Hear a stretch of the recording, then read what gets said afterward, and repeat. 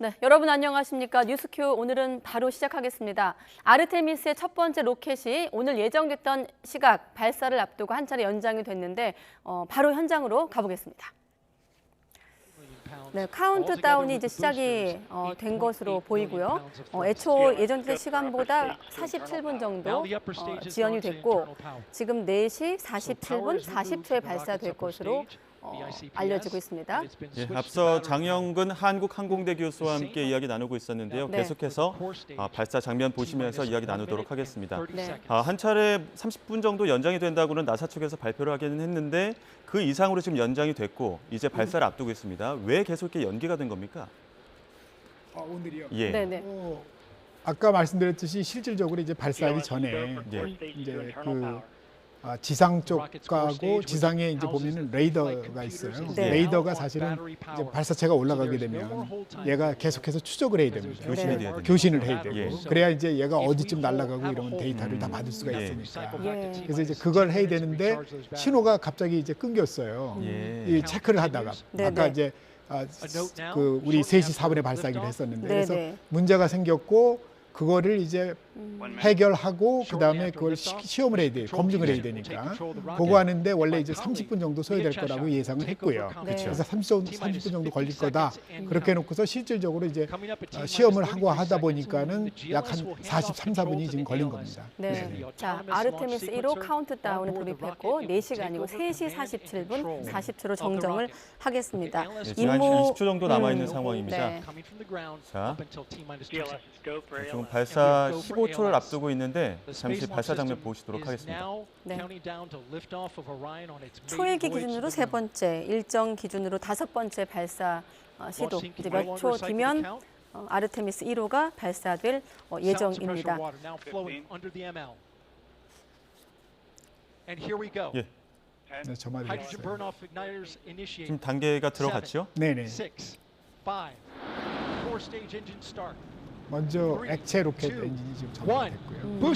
지금 이제 고체 발사됐습니다. 고체 로켓 모터가 점화하면서 올라갑니다. We rise together back to the moon and beyond. 네, 개발에 5조 원 이상 투입된 SLS 로켓, 높이가 All four 98m로 RS-25 engines on the core 확인되고 stage and two 있고요. solid rocket boosters now propelling the vehicle at 128 지금 miles per 현재까지 hour. 개발 비용은 실제로 네. 30조 원 들어갔고요. 실제로 30조 네네. 원. 네. 실제로 이제 앞으로 똑같은 걸 반복해서 생산할 때 5조 정도 든다는 네, 거죠. 조금 전 47분 네. 40초에 예정됐던 시각보다 발사가 연기된 아르테미스 1호. 이 시각 케네디 우주센터 발사장 화면 여러분과 함께 YTN 생중계를 통해서 확인하고 있습니다. 자, 교수님 일단 발사가 됐고 지금 단계 좀 부연 설명을 해주시죠. 네네네. 뭐 저렇게 해서 지금 보면은 이제 고체 네. 로켓 실질적으로 이제 올라갈 때 예. 보통 이제 4,000톤 정도의 추력을 내는데 예. 저런 정도 추력을 내야 제 덩치가 한 2,600톤 정도 무게를 가지고 있으니까 네. 그 정도 돼야 저거를 이제 직력에 의한 힘, 그다음에 이제 대기, 그 공기 저항 이런 걸 물리치고 이제 올라가는 거죠. 저렇게 예. 상승을 하게 되는 거고요. 자, 저렇게 쭉 네. 올라가면서 한 2분 있으면은 양쪽에 고체 로켓 부스터가 이제 분리가 될 겁니다. 고체 부스터가 네. 분리된다. 네네. 예. 그리고 좀 더 올라가서 8분 뒤에는 원래 이제 메인 엔진, 저건 액체 로켓입니다. 예. 8분 뒤에 8분 정도 연소하다가 이제 액체 메인 엔진이 주 엔진이 이제 꺼질 거고 분리될 거고요. 네. 그러면 이제 오리온 그 유인 우주선이 실질적으로 2단 상단 추진체에 의해서 이제 진행을 할 거고요. 네. 한 2시간 정도 그렇게 가서 이제 달 궤도에 진입할 수 있도록 그런 횡단 달 궤적에 진입을 하게 됩니다. 네. 궤도는 아니고요. 그러니까 이제 달 궤도를 타려면은 그 이제 트랜스 루나 인젝션이라고 표현을 하는데 네네. 그 자기가 타야 되는 궤적이 있어요. 거기에 들어갈 수 있게 이제 해주는 거죠. 예, 지금 네. 프로젝트의 성공 여부를 알려면 지금부터 어느 정도 기다리게 되면은 교신이 성공을 한다든지 아니면은 발사에 성공했다 확인할 수 있는 겁니까? 잠깐만요. 지금 화면에 좀 변화가 있는데 추진체에 좀 변화가 있는 것 같거든요. 네, 지금 설명을 분리한 좀 거죠. 해주시죠. 예. 분리한 거죠. 분리 과정을 조금 더 설명해 주시죠. 사실 43분 지연되면서 3시 47분에 발사가 됐고 네. 그러니까 이제 무슨 얘기냐면은 예, 예. 아까 말씀드렸듯이 그 제일 먼저 그러니까 실질적으로 고체 로켓 2 minutes 두기하고 and 네. 36 seconds 가운데에 into 액체 flight. 로켓이 엔진이 4기가 있어요. 네. 그 RS-25 엔진이라고 4기. 요 엔진은 예전에 우주왕복선 엔진하고 동일한 거고요. 네. 그래서 실질적으로 한 고체 로켓은 굉장히 연소가 빠르기 때문에 보통 웬만큼 커도 쟤도 한 50m가 넘습니다. 한 54m쯤 되는데. And liftoff 네, of 네, Artemis 네, 1. 네. We rise 설명해 together 주시죠. 네. back to the moon 그래서 지금 뭐 and beyond. 불꽃이 어마어마하죠, 양쪽에서. 예. 그래서 뭐 양쪽에 보통 이제 고체 추진제 같은 경우는 저렇게 다 흰색으로 돼 있고요. 예. 액체는 좀 색깔이 약간 다릅니다. 예. 그건 이제 조성에 따라 조금 다른데요. 그래서 뭐 저 화염이 뭐 상상을 초월할 정도로 거대하죠. 예. 네, 웬만한 발사체하고는 비교도 안 될 정도로. 예. 앞서 뭐 질문 드렸지만 어느 정도 시각쯤 되면 저희가 발사 성공 여부를 알 수 있을까요? 일단은 실질적으로 발사 성공을 했다 그러면은 성공했다 그러면은 네. 일단은 2단, 상단 엔진까지 성공적으로 분리가 돼야 됩니다. 예. 네, 그럼 상단 엔진까지 분리가 되는 걸 알려면 꽤 시간이 걸리죠. 그거는 거의 한 2시간 정도 교수님과 할 수 있는 시간이 좀 많지 않을 것 네네네. 같아서 바로 좀 질문드리면 이번 발사가 성공으로 이제 확인된다면 어떤 의미가 있는 건지도 좀 짧게 설명해 주시죠. 일단은 네. 원래 이게 아르테미스가 유인 발사를 하는 건데 예. 예. 지금은 이제 사람이 인형을? 안 타고 네, 인형을 태우고 태우죠. 있죠. 예. 그 얘기 뭐냐면은 인형을 태워서 일단은 사람을 태워도 안전하다. 네. 그러니까 로켓도 안전하고 실질적으로 뭐 그 오리온 비행체 거기는 이제 서비스 모듈하고 유인 모듈이 있는데 네. 이런 것들이 다 우주 환경, 우주 비행 환경에서 다 잘 견딘다. 그리고 이제 나중에 25일 뒤에 지구 대기권으로 들어와서 이제 착수를 하게 되지 않습니까? 네. 예. 그러고서 저 이제 오리온 저 유인 캡슐은 다시 쓰게 됩니다. 재사용을 하게 되는 거죠. 이를테면 예. 재활용, 그렇죠. 재사용이 되는군요. 재사용하는 겁니다. 예. 재활용이죠. 그러면 25일 11시간 동안 이제 비행할 예정인데 네. 오리온 우주선 역할도 한번 짚어주시죠. 네.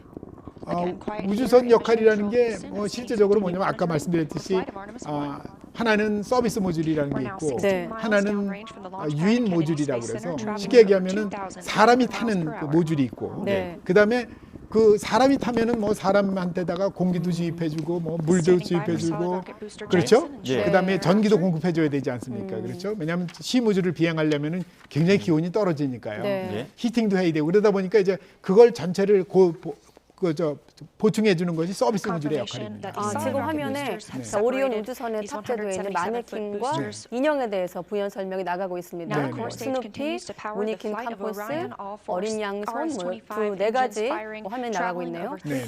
네, 사실 이전 시간 더 뉴스 때부터 지금 우리 교수님께서 장 교수님께서 이번 아르테미스 1호 발사에 대한 의미 짚어주셨는데 일단 발사하는 장면까지는 확인을 했습니다. 네, 이후 일정이 있으셔서 여기까지만 저희에게 도움 말씀 주시고 다음 기회에 또 뵙도록 하겠습니다. 장영근 한국항공대 교수와 함께 발사 장면 확인했습니다. 네, 교수님 오늘 네. 고맙습니다. 감사합니다.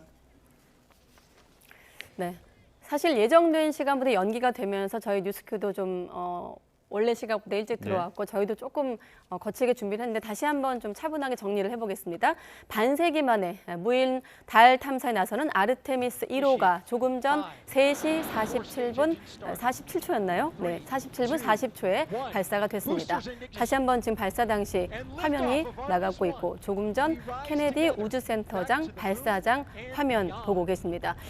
미국 나사는 미국 플로리다주 케네디 우주센터 39B 발사장에서 아르테미스호를 우주로 쏘아 올렸습니다. 잠깐 또 설명해드리면 8시간 30여 분 앞두고 이 발사장에선 280만 리터의 초저온 액화수소 또 산소 연료가 로켓 연료 탱크 주입이 되기 시작을 했고 이번 발사 같은 경우는 지난 8월 말부터 로켓 엔진의 온도 센서 결함과 수소 연료 누출, 허리케인 같은 기상 문제로 모두 4번이나 연기된 바 있습니다. 예, 오늘도 애초에 30분 정도는 네. 발사 시간보다 늦춰졌었는데 교신 작업에서 조금 문제가 생기면서 네. 한 30분 정도 더 늦춰졌고 1시간 정도 늦춰지고 3시 47분 네. 47초에 아르테미스 프로젝트 첫 번째 로켓이 달로 향하는 모습 보고 계십니다. 지금 오리온 우주선 앞서 보신 것처럼 사람 대신 센서를 장착을 했고 네. 마네킹과 인형도 또 탑재가 되어 있습니다.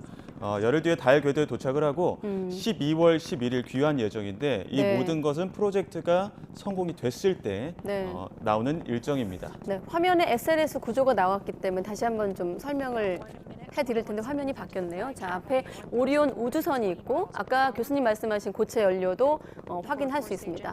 네, 예. 조금 더 설명을 해드릴까요? 자, SLS 예. 구조 높이가 지금 높이는 98m고요. 98m고 무게가 네. 2,600톤입니다. 엔진은 고체 부스터가 있고 연료에는 액체 산소부터 고체 연료까지 네. 있습니다. 앞서 화면에서도 보셨지만 교수님과의 설명에서도 고체 연료가 먼저 네. 타면서 부스터 역할을 했고 그리고 위로 올라가면서 액체 연료도 연료로서 또 지금 오리온 우주선을 달로 올리기 위해서 역할을 했습니다. 네. 오리온 자, 우주선 이제 210만 킬로미터를 비행한 뒤에 네. 12월 11일에 귀환할 예정입니다. 네, 자, 오리온 우주선에 탑재되어 있는 마네킹과 인형에 대해서 조금 더 설명을 할 수 있을까요? 네. 네, 뭐 보시는 것처럼 어린 양 숀, 뭐 스누피, 조아르와 헬가 그리고 무니킨 캠퍼스가 지금 탑재가 돼 있고 오리온 우주선은 지금 210만 킬로미터 비행한 뒤에 12월 11일 귀환한다고 말씀을 드렸었는데요. 예. 25일 11시간 동안 비행할 예정입니다. 이 네. 모든 것은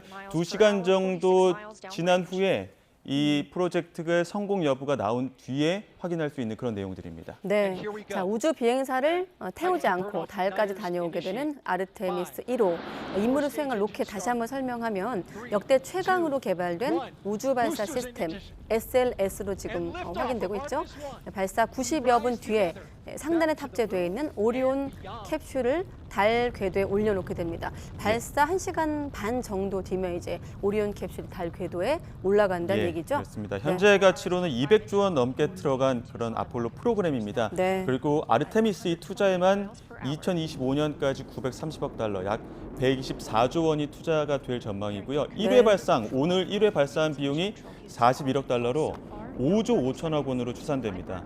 자, 오늘 하루만 5조 5천억 원이 달하는 지금 로켓 우주선이 발사가 됐고요.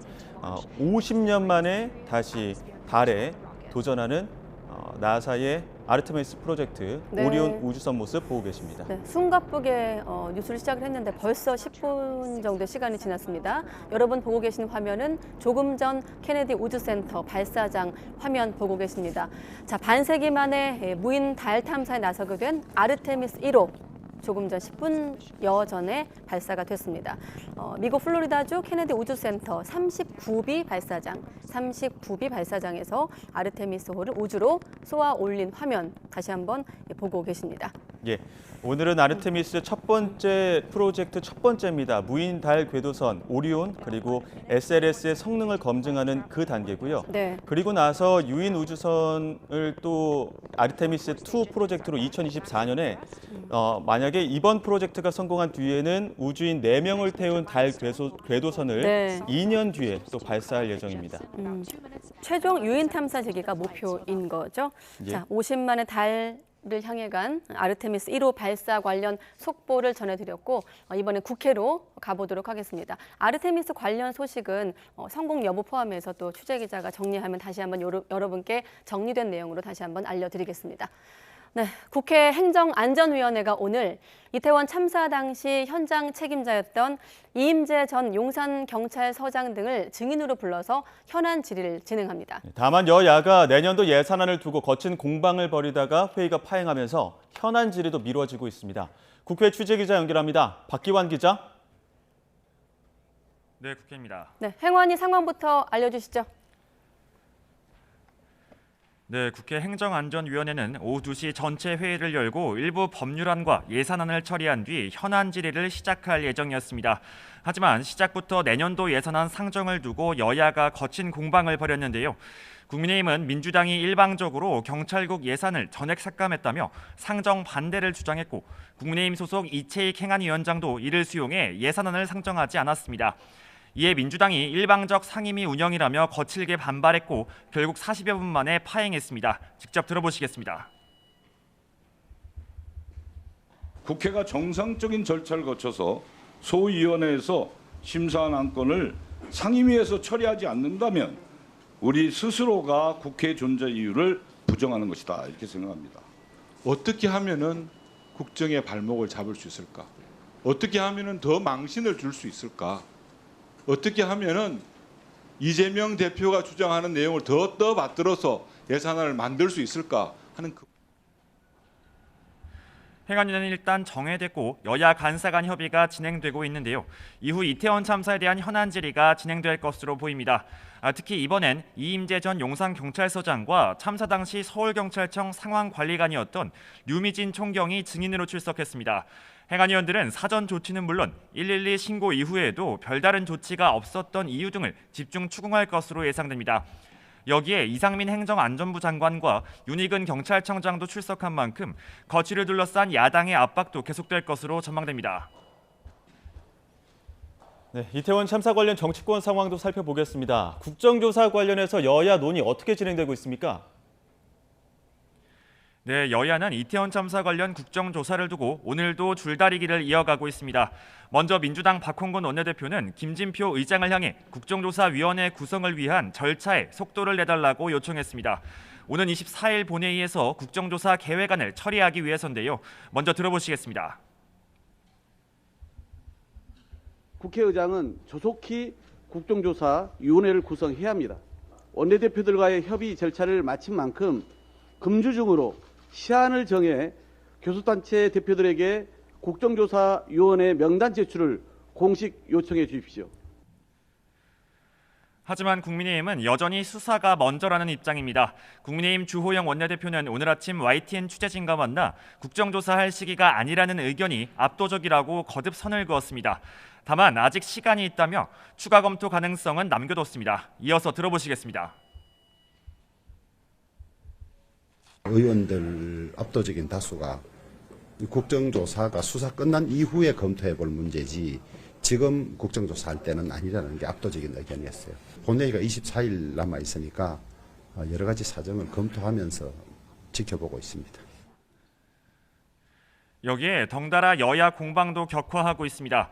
국민의힘은 희생자 명단 공개와 관련해 법적 대응을 예고했고 민주당은 참사 이후 재난안전대책 수립 TF 단장으로 이상민 행정안전부 장관이 임명된 데 대해 유족을 우롱하는 행위라고 꼬집었습니다. 이와 더불어 국민의힘은 오늘 오후 이태원 소상공인들을 만나 야권이 주장하는 추모공간 조성에 대한 의견을 청취하고 민주당도 이태원 참사 국가 책임 토론회를 열고 정부 책임론 부각에 힘을 실으면서 참사를 둘러싼 여야 공방은 더 격해질 것으로 보입니다. 지금까지 국회에서 YTN 박견입니다. 네, 지금은 파행으로 미뤄지고 있습니다만 이렇게 국회 행정안전위원회 증인으로 채택이 된 이임재 전 서울 용산경찰서장이 현안 질의를 앞두고 취재진을 만나긴 했습니다. 네, 이 전 서장 고인과 유족들에게 죄송하다고 밝혔는데요. 직접 들어보시죠. 참사 당일날 대통령실 경비 업무 지휘하셨습니까? 그 소상한 내용이니까 증인 출석하게 되면 모든 분들께 수사에 말씀을 드리겠습니다. 무슨 말씀으로도 부족하겠지만 정말 고인분들과 유족분들께 정말 죄송스럽고 또 죄송합니다. 제가 경찰서장으로서 정말 면목이 없고 참담한 마음입니다. 정말 죄송스럽고 죄송합니다. 네, 관련 수사 속보도 알아보겠습니다. 이태원 참사를 수사하고 있는 경찰청 특별수사본부가 이상민 행정안전부 장관에게도 참사 책임을 물을 수 있는지 법리를 검토하고 있습니다. 오후에는 용산경찰서 경비과장을 참고인 자격으로 불러 조사했는데요. 현장에 나간 취재기자 연결해 자세한 이야기 들어보겠습니다. 이준엽 기자. 네, 경찰청 특별수사본부에 나와 있습니다. 네, 그러니까 특수본이 이상민 장관을 본격 수사할 수 있을지 검토하고 있다는 거군요. 네, 그렇습니다. 그제 소방노조가 이상민 장관을 업무상 과실치사상과 직무유기로 고발하면서 형식적으로는 피의자 신분이 됐습니다. 하지만 특수본에서 아직까지는 정식으로 피의자로 보고 있는 명단에 올라가 있지는 않은데요. 특수본은 공수처법에 따라서 이 장관 사건을 공수처에 통보했는데요. 공수처가 수사를 넘겨받겠다고 60일 안에 알려오지 않으면 특수본이 수사를 맡아야 합니다. 특수본은 이상민 행정안전부 장관에게 참사와 관련해 책임이 있는지 계속 법리 검토를 하고 있습니다. 크게 두 갈래로 살펴보고 있는데요. 먼저 이 장관이 경찰에 대한 지휘 감독 권한이 있는지를 확인하고 있고 다음으로 경찰과 별개로 행안부 장관으로서 재난안전법 등에서 정하는 구체적인 주요 의무를 지는지도 들여다보고 있습니다. 이를 위해 행안부 직원들을 참고인으로 불러 조사하면서 사실관계를 확인하고 있습니다.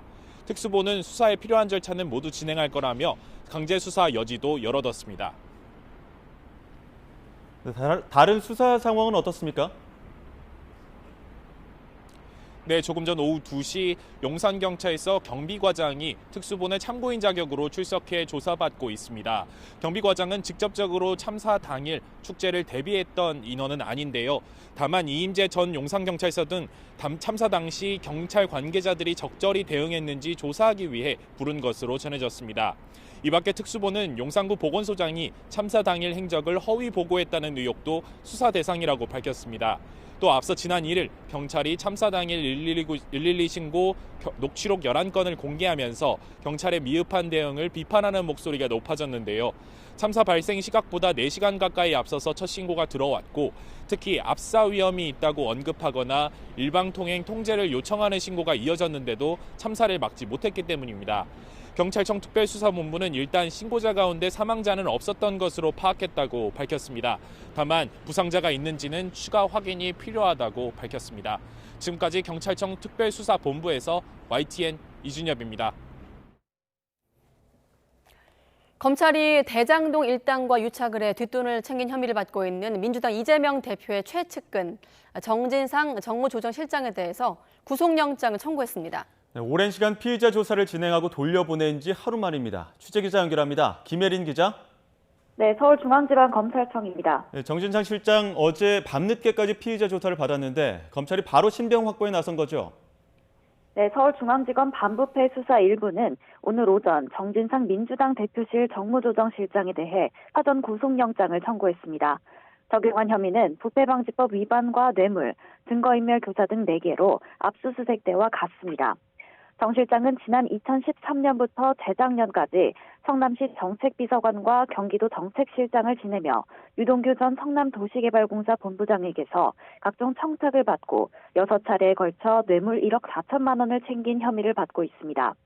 또 위례신도시 개발 과정에서 직무상 비밀을 이용해 남욱 변호사를 비롯한 민간업자들이 사업자로 선정되도록 하고 호반건설에 시행, 시공권을 줘 개발 수익 210억 원을 안긴 혐의도 받습니다. 이어 대장동 개발 사업에서도 민간업자들에게 특혜를 주고 개발이익 일부인 428억 원을 유 전 본부장, 김용 민주연구원 부원장과 공동으로 약속받은 혐의 역시 구속영장에 적시됐습니다. 검찰은 또 정 실장에게 지난해 9월 압수수색을 앞둔 유 전 본부장과 통화해 휴대전화를 버리라고 지시한 혐의도 수사하고 있습니다. 어제 검찰에 비공개로 출석해 밤 11시쯤까지 피의자 조사를 받은 정 실장은 모든 혐의를 강하게 부인한 것으로 전해졌습니다. 수사팀은 결백을 주장하며 이번 수사에 물꼬를 튼 유동규 전 본부장과 같은 조사실에서 대질신문도 요청한 것으로 파악됐습니다. 하지만 검찰은 정 실장 혐의를 입증하는 데 대질 조사는 필요하지 않다고 판단했고 하루 만에 바로 구속영장을 청구했습니다. 정 실장과 민주당은 검찰이 허위 사실을 바탕으로 표적 수사를 하고 있다는 주장을 이어가고 있지만 검찰은 구체적인 물증은 재판 과정에서 다 드러날 거라며 혐의 입증을 자신하고 있습니다. 정 실장의 구속영장 심사는 모레 오후 2시 진행될 예정입니다. 신병 확보 여부에 따라 검찰이 정 실장과 정치적 공동체 관계라고 주장하는 이재명 대표를 향한 수사 동력 역시 영향을 받을 것으로 보입니다. 지금까지 서울중앙지검에서 전해드렸습니다. 윤석열 대통령이 아세안 정상회담과 G20 정상회담을 위해 떠났던 4박 6일간의 동남아 순방을 마무리하고 오늘 오전에 귀국했습니다. 이번 순방을 계기로 미국, 일본, 중국 정상들과 잇따라 정상회담을 하면서 윤 대통령은 숨가쁜 외교전을 펼쳤습니다. 취재기자 연결합니다. 박서경 기자. 네, 용산 대통령실입니다. 네, 윤 대통령 오늘 귀국했죠? 네, 캄보디아 프놈펜과 인도네시아 발리를 차례로 방문한 윤 대통령 오늘 새벽 6시 50분 전용기로 귀국했습니다. 윤 대통령은 전용기에서 내려 마중 나온 이상민 행정안전부 장관에게 고생 많았다고 말하며 가장 먼저 악수했습니다. 이어 국민의힘 지도부 김대기 비서실장 등과도 인사를 나눴습니다. 윤 대통령은 귀국길에 오르기 전 SNS에 순방에서 자유와 연대를 바탕으로 한 협력의 중요성을 강조했다고 밝혔습니다. 내일은 네덜란드, 모레는 스페인과 잇따라 정상회담을 열고 사우디아라비아 무함마드 빈 살만 왕세자와 접견을 조율하며 국내에서도 외교 일정을 이어갑니다. 윤 대통령은 또 다음 달 안에 새 정부 국정과제 이행 성과와 앞으로의 계획을 국민에게 직접 소개하는 방안을 고민하고 있습니다. 네, 무엇보다 눈에 띄는 성과는 미국, 일본, 중국과의 릴레이 회담 성사인데 어떤 의미가 있었다고 볼 수 있죠? 네, 윤 대통령은 이번 순방에서 한미일, 한일 연쇄회담을 하고 북한 도발에 강한 규탄 목소리를 내는 첫 포괄적 공동성명을 채택하며 대북 압박 수위를 끌어올렸습니다. 한미일 정상회담에서의 윤 대통령 발언 들어보겠습니다. 한미일 공조는 보편적 가치를 수호하고 한반도와 동북아의 평화 안정을 이루기 위한 강력한 보루입니다. 이뿐 아니라 대통령실 관계자는 한일 정상회담에서 양 정상이 강제징용 문제를 속히 매듭짓기 위해 의기투합한 것으로 보인다고 부연했습니다. 이후 시진핑 중국 국가주석과도 막판 조율이 이뤄지면서 윤 대통령 취임 이후로는 처음으로 2년 11개월 만에 한중 정상회담도 열렸습니다. 미국의 인도태평양 전략에 보조를 맞추면서도 또 한중 회담으로 대중 견제에는 거리를 두는 모양새를 취한 겁니다. 다만 중국과의 회담에서 두 정상, 북한 문제를 놓고는 시각차를 보였는데요. 윤 대통령은 중국의 더욱 적극적이고 건설적인 역할을 기대한다고 촉구했습니다. 직접 들어보겠습니다. 중국의 역할이 매우 중요합니다. 한국은 중국과 긴밀히 소통하면서 협력해 나가야 합니다. 이것이 양국의 공동 이익에 부합하는 것입니다. 시 주석은 북한이 호응할 경우 윤 정부 대북 정책인 담대한 구상에 협력하겠다고 답했는데요. 북한의 합리적인 우려를 균형적으로 해결해야 한다는 기존 견해를 되풀이한 것으로 해석됐습니다. 하지만 대통령실 관계자는 순방 직후 기자들과 만나 이러한 시진핑 주석의 발언이 북한을 잘 설득해봐라, 받아들이는 순간 힘을 전폭적으로 보태겠다, 이런 긍정적인 메시지로 읽혔다고 설명했습니다. 그러면서 중국과의 외교적인 공간이 충분한 만큼 미국 일변도로 간다는 중국에 초점을 맞춘다, 이런 식의 해석은 피해주는 것이 좋지 않나 생각한다고 덧붙였습니다. 네, 성과도 있었지만 논란도 있었습니다. 특히나 김건희 여사의 이번 순방에서 순방에 동행을 했는데 단독 일정을 소화한 부분이 있었죠? 네, 순방에 동행한 김건희 여사, 캄보디아 프놈펜에서 한국인 의료진이 세운 병원을 찾았습니다. 또 친환경 업사이클링 업체, 비닐봉지 소비 금지 운동가들을 만나면서 친환경에 초점을 둔 일정도 소화했는데요. 다만 캄보디아 측이 마련한 배우자 프로그램에 참석하지 않은 점과 김 여사가 심장 질환을 앓는 환아를 안고 있는 사진이 공개된 것을 두고 야권에서 공세가 있었습니다. 이번 순방에서는 대통령 전용기도 논란의 중심이었는데요. 대통령실은 순방 출국 이틀 전 왜곡 보도를 이유로 MBC 출입기자들의 전용기 탑승을 불허했고, 이에 반발해 일부 언론도 전용기 탑승을 거부하고 민항기로 이동했습니다. 순방 기간 동안 기내에서 별도의 간담회는 없었는데요. 이런 가운데 전용기에서 특정 언론사 기자들을 따로 불러 윤 대통령이 면담한 사실이 알려지면서 대통령실이 해명하기도 했습니다. 지금까지 용산 대통령실에서 YTN 박서경입니다. 네, 그럼 이번엔 한중 정상회담을 떼어서 보겠습니다. 윤석열 대통령과 시진핑 주석은 북한 문제 해법을 놓고 뚜렷한 온도차를 확인했습니다. 한중 간 인식차가 다시 한번 확인되면서 한반도 긴장 국면이 계속 이어질 수 있다는 전망도 나옵니다. 최두희 기자가 보도합니다. 미중 정상회담에 이어 열린 한중 정상회담에서도 시진핑 중국 주석은 북핵 문제에 대해 거의 언급하지 않았습니다. 윤 대통령의 적극적인 역할 당부에 시 주석은 평화를 수호해야 한다면서도 한국이 남북 관계를 적극적으로 개선해 나가기를 희망한다고만 밝혔습니다. 또 윤 대통령의 담대한 구상에 대해선 북한의 의향이 관건이라는 소극적 태도를 보였습니다. 앞서 열린 미중 정상회담 당시 바이든 미국 대통령이 꺼낸 중국 역할론에 대해 북한의 우려를 해결해야 한다는 기존 입장을 되풀이했습니다. 시 주석의 이 같은 입장은 동북아 위협의 우선순위가 북한보다 미국이나 한미일 안보 협력에 더 무게를 두고 있음을 내비친 것으로 보입니다. 중국이 북핵 문제에 대해 미지근한 반응을 보이면서 북한의 도발 행보도 더욱 가속화될 가능성이 커졌습니다. 중국을 완전히 배제하고 중국의 의사에 완전히 반하면서 하기는 어려울 거다. 그렇다면 그런 차원에서는 중국과의 교감도 충분히 있을 수 있다. 이렇게 보는 게. 이런 가운데 북한의 장거리 로켓 발사 장소인 동창리 위성 발사장 근처에선 새 건축물 공사가 시작된 정황도 포착됐습니다. 기존 엔진 시험대에서 동남쪽으로 약 200m 지점에 사각형 모양의 새 건축물이 위성 사진에 찍혔는데 새로운 엔진 시험대일 가능성도 제기됐지만 군 당국은 아직 주목할 만한 변화는 없다고 밝혔습니다. 우리 군은 한미 간의 긴밀한 공조하에 관련 시설과 활동에 대해서 면밀히 추적 감시하고 있습니다. 확고한 대비 태세를 유지하고 있으며 현재까지는 주목할 만한 변화는 없습니다. 이번 정상회담에서 북핵과 타이완에 대한 한중, 미중 간 인식차가 다시 한번 확인되면서 남북 관계는 물론 동북아 긴장 국면이 계속 이어질 것으로 전망됩니다. YTN 최두입니다. G20 일정을 마치고 내일 우리나라를 찾는 모하메드 빈 살만 사우디 왕세자. 어떤 인물일까요? 그를 설명하려면 단연 그의 어마어마한 재력부터 소개할 수밖에 없습니다.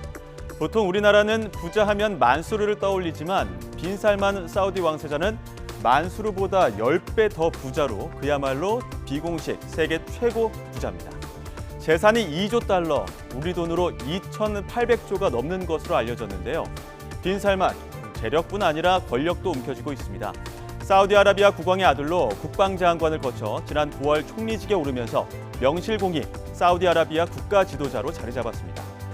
이처럼 무소불위의 권력과 부를 모두 진 빈 살만 왕세자의 별명은 미스터 에블시. 바로 모든 게 가능한 남자라는 별명까지 갖고 있죠. 이미 방한 전부터 빈 살만 왕세자의 투숙과 경호는 역대급 규모로 준비되고 있습니다. 빈 살만은 내일 새벽에 도착해서 하루 정도 이 한국에 머무르는 것으로 알려졌는데요. 빈 살만 일행이 묵을 숙소로 롯데 호텔 400개 객실이 예약됐고 고급 차량도 200대가 동원됩니다. 단 하루 묵는데도 미리 도착한 빈 살만 왕세자의 개인 물품이 거의 이삿짐 수준으로 개인 헬스 기구까지 포착됐다는 소문도 있습니다. 세계 최고 큰손인 빈 살만 방한을 두고 세계는 하반기 최대 이슈로 주목하고 있습니다. 바로 그가 추진 중인 660조 규모의 네옴시티 프로젝트 때문입니다. 사우디아라비아 사막지대에 서울의 44배 넓이 저탄소 스마트 도시 건설 프로젝트인데요. 우리 기업들은 초대형 사업의 참여로 제2의 중동 붐을 기대하며 적극적으로 투자를 검토하고 있습니다. 그의 방한 소식에 네옴시티 관련 기업의 주가도 오르고 있는데요. 다양한 분야의 협력을 통해 국내 경제에도 숨통이 트일지 세계 총수들도 촉각을 곤두세우고 빈 살만의 사업 보따리를 주목하고 있습니다. 정부도 이번 빈 살만 왕세자의 방문이 사우디 원전 2기 수주전의 중대 분수령이 될 것으로 기대하고 있는데요. 더 나아가 원전뿐 아니라 신재생, 친환경 에너지 활용도 균형 있게 강화한다는 계획입니다. 이어서 이승윤 기자가 보도합니다. 우크라이나 전쟁 이후 에너지 부족에 시달린 폴란드는 민간 원자력 발전소 4기를 지을 파트너로 우리나라를 점찍었습니다. Mogę powiedzieć, że jestem przekonany w 100%, że do takiego wypracowania takiego dokumentu dojdzie. To oczywiście praca dla zarządów firm, które będą tą elektrownię budowały i będą uzgadniały wszystkie szczegóły. 1400메가와트 규모 신규 원전 2기 건설을 추진 중인 사우디아라비아는 재빨리 우리 정부와 화상 면담을 진행했습니다. 현재 러시아와 경합 중인데 곧 이뤄지는 무함마드 빈 살만 사우디 왕세자의 방한이 사우디 원전 수주의 중대 기로가 될 전망입니다. 정부는 더 나아가 원전뿐만 아니라 신재생 에너지, 친환경 에너지 활용도 균형 있게 강화한다는 방침입니다. 재생에너지는 원전과 함께 탄소 중립의 주요 에너지원인 만큼 실현 가능한 수준에서 재생에너지 보급을 지속적으로 확대시켜 나갈 필요가 있습니다. 대신 신재생 에너지 보급 목표를 실현 가능한 21.6%로 재설정하고 태양광과 풍력 비율을 87대 13에서 오는 2030년까지 60대 40으로 조정한다는 계획입니다. 또 볏짚과 갈대 등 초본계와 미세 조류를 비롯한 해초류, 목재를 기본으로 한 목질을 원재료로 한 친환경 바이오 연료를 활성화하기로 했습니다. 앞으로 정유와 자동차, 항공, 조선, 해운 분야에서 바이오 연료 활용을 늘려 탄소 배출을 줄이기 위한 민관 합동 동맹도 발족했습니다. 이제는 피할 수 없는 과제가 된 탄소 중립을 달성하기 위해 산유국과 비산유국 간, 신재생에너지와 원전에너지, 친환경에너지 간 합종 연행이 활발해지고 있습니다. YTN 이승윤입니다. 네, 러시아에서 발사된 것으로 추정이 되는 미사일이 나토 회원국 폴란드 영토 안으로 떨어져 2명이 숨진 파장이 일파만파 확산하고 있습니다. 폴란드 정부는 군비 태세를 강화했고 나토는 긴급회의를 소집했으며 미국은 사태 파악에 나섰는데 러시아는 폴란드 공격을 하지 않았다고 반박하고 있습니다. 이종수 기자입니다. 북대서양조약기구 나토와 유럽연합 EU 회원국인 폴란드의 동부 우크라이나 국경지대 마을에 러시아에서 발사된 것으로 추정되는 미사일 2발이 떨어져 2명이 사망했습니다. 폴란드 정부는 즉시 긴급국가안보위원회를 소집하고 군비 태세를 격상시키면서 나토와도 긴급 협의를 벌였습니다. Wcześniej, przed chwilą również decydowaliśmy o tym, aby podjąć się weryfikacji, czy zachodzą przesłanki do tego, aby uruchomić procedury wynikające z artykułu 4 Paktu Północnoatlantyckiego. 나토는 폴란드 대통령과 통화하고 긴급 회의를 소집했습니다. 유럽연합 EU 지도부는 우려를 표명하며 희생자 유가족을 애도했습니다. 젤렌스키 우크라이나 대통령은 러시아의 폴란드 공격으로 규정하면서 갈등을 고조시켰다고 맹비난했습니다. Тим більше сьогодні сталося те, про що ми давно попереджали. Ми говорили про це. Терор не обмежується нашими. 미 국방부와 국무부는 미국의 방위 약속은 분명하다는 원칙을 재확인하면서 폴란드 정부와 협조하에 사태를 파악 중이며 이를 토대로 다음 단계를 결정하겠다고 밝혔습니다. And we're working with our partners in the Polish government and our NATO partners to get more information and to assess what has happened. And we will make that determination and we will determine appropriate next steps as well. 미국은 우크라이나 전쟁 발발 이후 러시아가 나토 회원국을 공격할 경우 나토 전체가 공격받은 것으로 간주해 대응할 것이라며 러시아에 경고해왔습니다. 러시아 국방부는 러시아 미사일이 폴란드 영토에 떨어졌다는 폴란드의 언급을 의도적 도발이라면서 폴란드 국경을 목표로 한 공격은 시행되지 않았다고 반박했습니다. 폴란드에 떨어진 미사일이 러시아 것으로 확인될 경우 직접 겨냥한 것인지 또는 오발인지에 따라 미국을 비롯한 나토의 대응이 달라질 것으로 보입니다. YTN 이종수입니다. 네, 폴란드 미사일 피격과 관련해 조 바이든 미국 대통령은 러시아에서 발사된 것이 아닌 듯하다면서 유보적인 입장을 밝혔습니다. 바이든 대통령은 인도네시아 발리에서 북대서양 조약기구 정상 등과 긴급 회동을 한 뒤 탄두의 궤적을 보면 러시아에서 발사됐을 것 같지 않다면서 두고 보자고 말했습니다.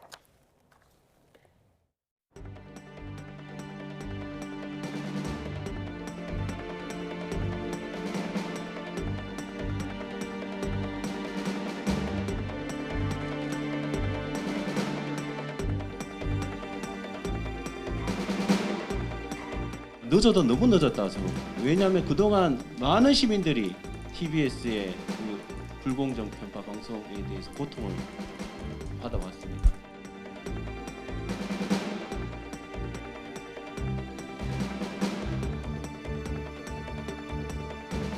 민주주의가 또 민주주의의 공기라는 언론이 이런 식으로 유린당하고 있습니다.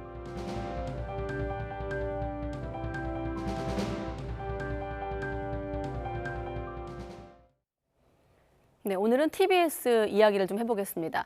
국민의힘 서울시 의원들이 TBS 예산 지원 폐지 조례안을 단독 의결했는데 파장이 상당합니다. 먼저 조정훈 언론노조 TBS 지부장과 이야기 나누고 또 순차적으로 서울시 국민의힘 소속 의원과도 입장 듣겠습니다. 네, 안녕하십니까, 위원장님? 반갑습니다. 네. 저희가 그 TBS 관련 영상을 좀 요약한 거를 보셨는데, 자, 이렇게 어제죠, 서울시 의회를 통과했습니다. 예산 지원을 끊는 조례안. 일단 민주당 의원들은 집단 퇴장하기도 했고 예. 날치기 처리다 이런 입장이기도 했는데 네. 직후에 TBS 내부 분위기는 어땠습니까? 한마디로 표현하면 참담하다는 표현이 좀 맞을 것 같고요. 예. 어쨌든 간에 지금 내부에서 지속발전위원회, 그다음에 공정방송위원회를 지금 진행 중에 있는데 네. 거기서 나오는 내용들을 가지고 어느 정도의 협의와 그런 내용들이 진행이 되지 않을까 생각을 했었는데 네. 그런 거를 다 무시하고 하루아침에 상임위 의결부터 본회의 의결까지 정말 네. 일사천리하게 통과된 데고 해서 매우 유감스럽게 생각합니다. 그럼 그동안 자구안을 내고 서울시 의회와 어느 정도 좀 조정이라고 해야 될까 그런 기간을 거치긴 한 겁니까? 뭐 이게 공식적인 그런 어떤 통로를 통해서 한 건 아니지만 네. 개별적인 시의원들을 만나고 그다음에 서울시하고 계속 얘기를 해왔죠. 아, 그렇군요. 지금 보면 시청자분들의 이해를 돕기 위해 TBS 같은 네. 경우는 연간 예산의 70%를 서울시 지원금, 예, 예. 출연금이란 형태로 의존하고 있는 것으로 알고 있는데 자 이렇게 조례안이 통과되면 네. 어떻게 되는 건지 좀 궁금하거든요. 일단 조례 폐지 그 폐지 조례안이 통과되고 나면 네. 그 서울시 출연금이 1년 유예 기간 이후 그러니까 2024년 1월 1일부터는 네. 이제 나오지 않는 거죠. 그러면 현실적으로 지금 약 70%, 올해 같은 경우에 320억의 어떤 예산이었는데 네. 그 부분을 봐줄 수 없기 때문에 좀 심하게 얘기하면 네. 방송사가 문을 닫아야 되는 게 아닌가 뭐 거기까지 생각하고 있습니다. 네, 이제 그거를 막기 위해서 네. 유예 기간을 둔 건데 1년이란 유예 기간을 어떻게 활용할 것인가 아니겠습니까? 사실은 두 네, 가지가 있더라고요. 기사를 쭉 읽어보니까 네. 일단 오세훈 서울시장의 제2 요구 그 여부 그리고 또 하나 또 TBS 노조가 또 새로운 자구안을 마련하는 것 이게 두 가지로 예. 이해했는데 맞습니까? 예, 맞습니다. 네, 관련해서 하나씩 여쭤보겠습니다. 그러면 지금 조례안 통과 이후의 단계가 또 심의회가 열린다고 들었거든요. 예. 그 단계에서 그러니까 TBS 노조 입장에서만 질문을 드린다면 어떤 좀 방법들이 있는 겁니까? 어찌되었든 그 폐지 조례안이 나간 네. 이후에 지금 현실적인 그 어려움이 있거든요. 예산 삭감으로 오는 것은 결국에는 그 불편함은 그 네. 시민들에게 또 다가가는 것인데 내부적으로도 그런 거에 대해서 많은 강구를 하고 있지만 예. 현실적으로는 예산이 확보되지 않으면 할 수 없는 부분이 너무나도 많이 있습니다. 그래서 그런 부분에 대해서 일단 협의가 들어가야 될 것 같고요. 네. 알겠습니다. 지금 보면 국민의힘 소속 의원들은 정치적 편향성 논란 뭐 여러 번 네. 들으셨을 텐데 안팎에서 TBS 내부에선 여기에 대한 입장이 어떤 건가요? 내부에도 뭐 똑같은 그런 생각을 갖고 있습니다. 뭐 여러 가지 생각들이 다양성 있게 있고요. 네. 하지만 지금 계속 얘기되는 공정성 실의 논란에 대해서는 네. 지금 공정방송위원회를 통해서 여러 가지 프로그램에 관련된 것들을 TBS 공적 책무의 앞에 두고 네. 지금 점검 중에 있습니다. 근데 그런 시기에 먼저 이런 식으로 폐지 조례안이 나온 거에 대해서는 되게 유감스럽게 생각합니다. 그러니까 자정 노력 중인데도 이런 조치가 나온 거에 대해서 예. 유감이란 결론적으로는 결론을 만들어 놓고 네. 거꾸로 과정을 만든 게 아닌가 하는 그런 의구심을 만들게 되는 거죠. 네. 물론 유예 기간이 있지만 그 자구 노력을 좀 지켜보지 않고 국민의힘이 이렇게 좀 그 소속 시의원들이 조례안 폐지까지 가게 된 배경은 어떻게 해석하고 계세요? 저도 그게 참 궁금합니다. 충분히 협의할 수 있는 시간이 있음에도 불구하고 네. 왜 이렇게 신속하고 빨리 처리하는지에 대해서는 저도 되게 좀 궁금한 상황인 것 같습니다. 네. 어떻게 좀 추측하고 계세요? 내부에서는 어떻게 보고 계신가요? 그런 흐름에 대해서? 좀 당황스럽죠. 네. 왜냐하면 그 과정이란 부분이 충분히 있어야 되는데 그 부분이 지금 삭제된 상태이기 때문에 네. 그런 부분에서 되게 당황스럽지만 뭐 당장 오늘 어떤 그 대응 방안이 나올 수는 없고요. 네. 그 내부적으로 지금 어찌 되었든 간에 구성원들의 그 의견을 모으고 네. 또 한 목소리를 내고 그 의견을 청취하는 시간이 더 중요하다고 생각을 합니다. 네.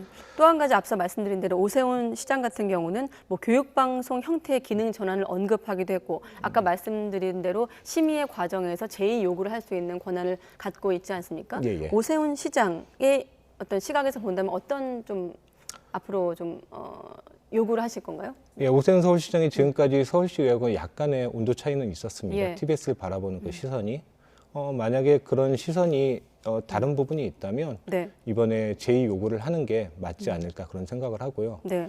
교육방송 개편에 관련돼서 관해서는 저희 TBS 그 지금 현재 내부 안에서도 충분히 교육 콘텐츠를 활용할 수 있다고 생각을 합니다. 그런 뭐 어쨌든 간에 지역 공영 방송의 교육 콘텐츠는 중요한 부분이거든요. 네. 그 부분은 또 협의하면 충분히 수용할 수 있는 부분이 있지 않을까 생각을 합니다. 오 시장 같은 경우도 그 지원 중단 조례안이 위헌적이라는 지적에 동의하진 않지만 전면 중단은 동의하지 않다고 했거든요. 네네. 그러면 제의를 요구할 가능성도 있다고 보시나요? 그것은 오세훈 서울시장이 그거에 대해서 다르다는 그 온도 차이를 보여주기 위해서는 네. 제의 요구를 해야 된다고 생각을 합니다. 알겠습니다. 그 자구안 관련해서 그럼 자구안을 놓고 서울시 의회와 유예기관을 통해 또 다른 대화를 또 하는 건가요? 예, 뭐 오늘부터도 벌써 서울시랑 이제 사측이랑 얘기를 시작한 것 같고요. 네. 뭐 조례 지금부터가 어떻게 보면 시작이 아닐까 생각을 합니다. 네. 그럼 사측과 노측이 별도로 채널을 갖고 그렇지는 서울시 의회랑 않습니다. 얘기하는 건가요? 예, 네. 지금은 저희 양대 노조하고 사측하고 긴밀하게 지금 협력하고 있고요. 네. 또 그 부분에서 좀 한 목소리를 내기 위해서 좀 많은 노력을 기하고 있습니다. 네, 그 TBS 자구책과 관련해서 내부 논의 기구가 지속발전위원회, 그다음에 네. 공정방송위원회가 예. 있다고 들었거든요. 예. 그 두 기구를 통해서 뭐 바로 여쭤보면 김어준의 뉴스공장 프로그램 어떤 관련 논의를 포함해서 그런 논의 과정이 이루어지는 건가요? 아무래도 이제 프로그램 관련된 것은 공정방송위원회에서 논의할 부분인 것 같은데요. 네. 당연히 김어준의 뉴스 공장뿐만 아니라 모든 프로그램에 아까 말씀드렸지만 TBS의 공적 책무를 앞에 놔두고 다 점검이 필요할 것 같고 네. 또 그러면서도 TBS의 방송 저널리즘에 대한 어떤 그 부분까지도 같이 좀 고민하려고 합니다. 네, 알겠습니다. 그럼 일단 자구안을 좀 보고 나서 또 추가 질문을 드릴 필요가 있을 것 같고 예. 자 끝으로 사실 서울시 의원도 인터뷰를 해야 되기 때문에 네. 시간이 많지는 않는데 예.